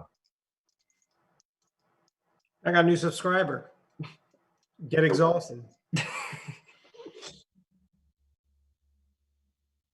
Dude, we're all in it together. Yeah. You know what? In about 20 years. Watch hours or watch minutes. I'm only at 450 hours, so I'm getting there. I'm almost at 4,000. I'm at 700 some hours. I'm at like 2. I'm a long ways away. I gotta get going. I just gained, since yesterday, I gained 19 subscribers. I mean, I don't know. I don't understand it. I don't know why people watch my stuff. You know what it is? It's the we talked about this the other night when we did kind of the pre-show. It's YouTube suggesting your stuff because you have regular upload things and it's what gets them money, so they're trying to promote your stuff. And the same thing. That's how I found Keys Motorsports, and I look forward to working with them in the future. But I find one video on how to change the oil in my car. Next thing I know how to install an entire freaking engine in my car. And new turbos, lowering springs, coilovers, everything. I mean, that's what happens. Hey, man, I'm looking at C. Garner page, man. Hey, he got the Corvette. Yeah, he has. He's got some toy. Yeah, he's got the C8 just recently. So yeah, he's. So, Pat, you met him before? Oh yeah. He came up to Carlisle, Pennsylvania, with his C7 on a trailer, and he was pulling it around. What did he pay for that truck that he was driving? Like $100 or something. Yeah. He drove it all the way from North Carolina, trailered it up here. It was awesome. His C7 was wrapped by Shane. Yeah. That's right. I met him on multiple Designs, occasions. Yeah, he's a nice guy. Really nice guy. He's tied into the SS717 crew. Yep. Oh, and I bet that too. I'm originally from the area code 252. Yep, that's where that comes from. Yep. So I wonder what town he's. Gotta make it EVapors speed 252. Don't look. Hey, everybody's stealing names these days, so I might as well jump on board. Exactly. Exactly. Get exhausted. Never heard of it. Nah. Truly though, it works. It's play on words. It works. Man, that is dope. Right in Raleigh? Yeah, he's in Raleigh. I just got a comment here. Up to Speed Media. Been stuck at home, so busy. Stay busy with car projects with my new C8 Corvette. He says, Installed the 5WB carbon flash ground effects, which is almost impossible to find these days since they stopped making them, and that's true. Any of the carbon stuff, any of the extra parts that go on that you want to order as an option on a C8 Corvette, it's impossible to find, and even some of the colors that they planned on releasing, they're behind. Who's that, Pat? Say again? Up to Speed Media. Okay. Yeah, up to Speed Space Media. Yep. Old man Dan here approves of your purchase. Actually, I guess disapproves because old man Dan's only supposed to like C4s. Yeah, you're only supposed to. Yeah, the C3, the C4, kind of. C4's pushing a little bit. Once they switched out the tail lights, it's over. There's 993. 993. Let me hit that. All right, I'll work my 1,000 magic. followers. Hold on. See, Instagram followers, I don't think really means anything, does it? Nah. No, when you get to 10,000, you get to do the swipe up thing where you can link it to videos and stuff. Wait, that's when they made it? Exactly. I'm at Like Eric here. I'm at 884. Like you. Oh yeah, I got swipe up on IG. Yeah. Lucky. He's got like almost 11,000 with subscribers. the IG. Man, when I tell you, I have over the last 2 years worked IG so much. I'm talking about liking, to the point where IG would say you can't like anymore today. You can't send more messages today.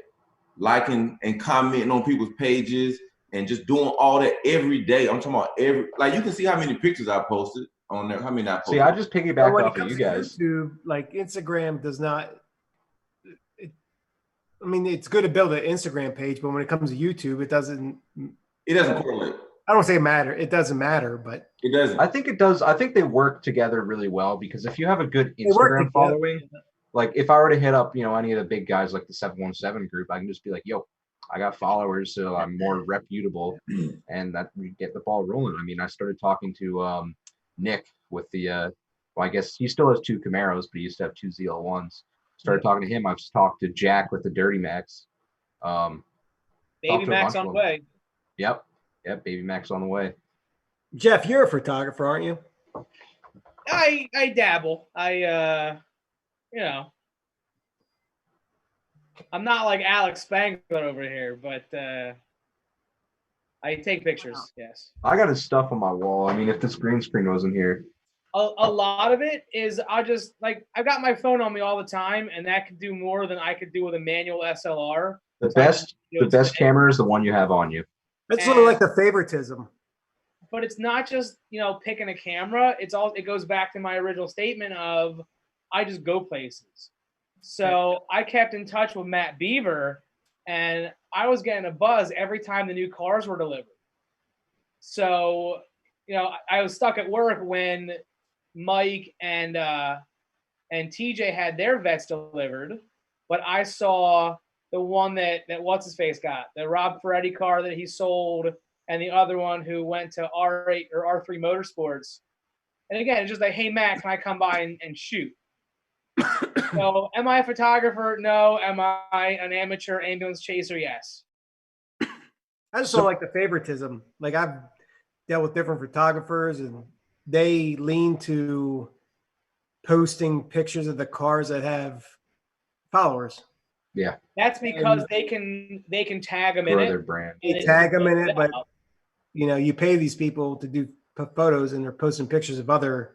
Well, you can throw your boy out the window with his phone and just have some pictures. I just don't, I'm not going to mention any names, but I've got a couple people lined up that I had no idea what they would charge you, or if they would charge you, because I know they're looking to break into the automotive world.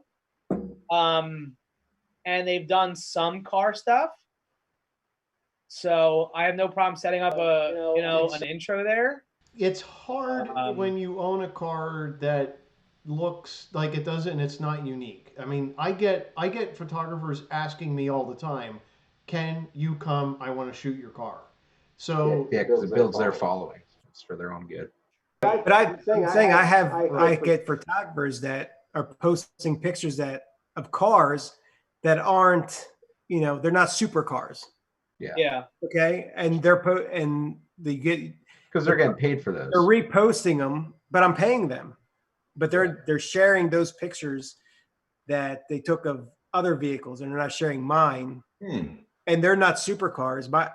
My car is actually faster, if not better, Well, and more expensive. When are we gonna race? In that car. You also may want to target your photographer. So again, I'm not sure which Dan you're working with, but there's the Dan here in the area. No, I'm not talking about Dan. I'm not going to mention names. I'm not talking about. Well, no, like the one guy that I have in mind, he happens to be a BMW guy, a tuner guy. Like, so your car is really like what he moves out to his audience.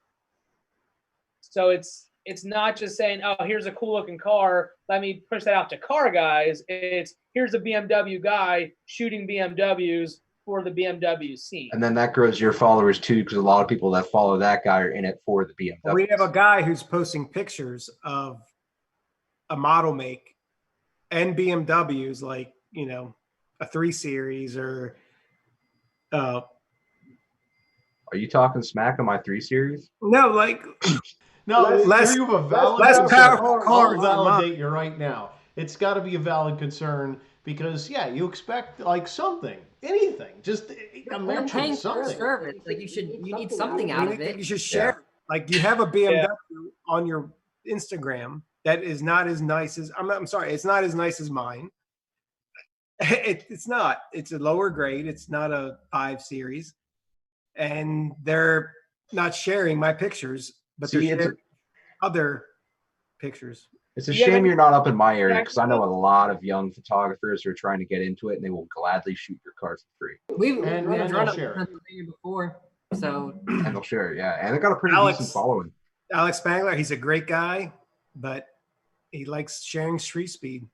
It's because it's what gets him followers. It's all for his own gain. Because then that's how you found him. I'm assuming, right? You've seen the good photos, and that's what I met him through Pat. Yeah, I met him because I saw Pat's pictures.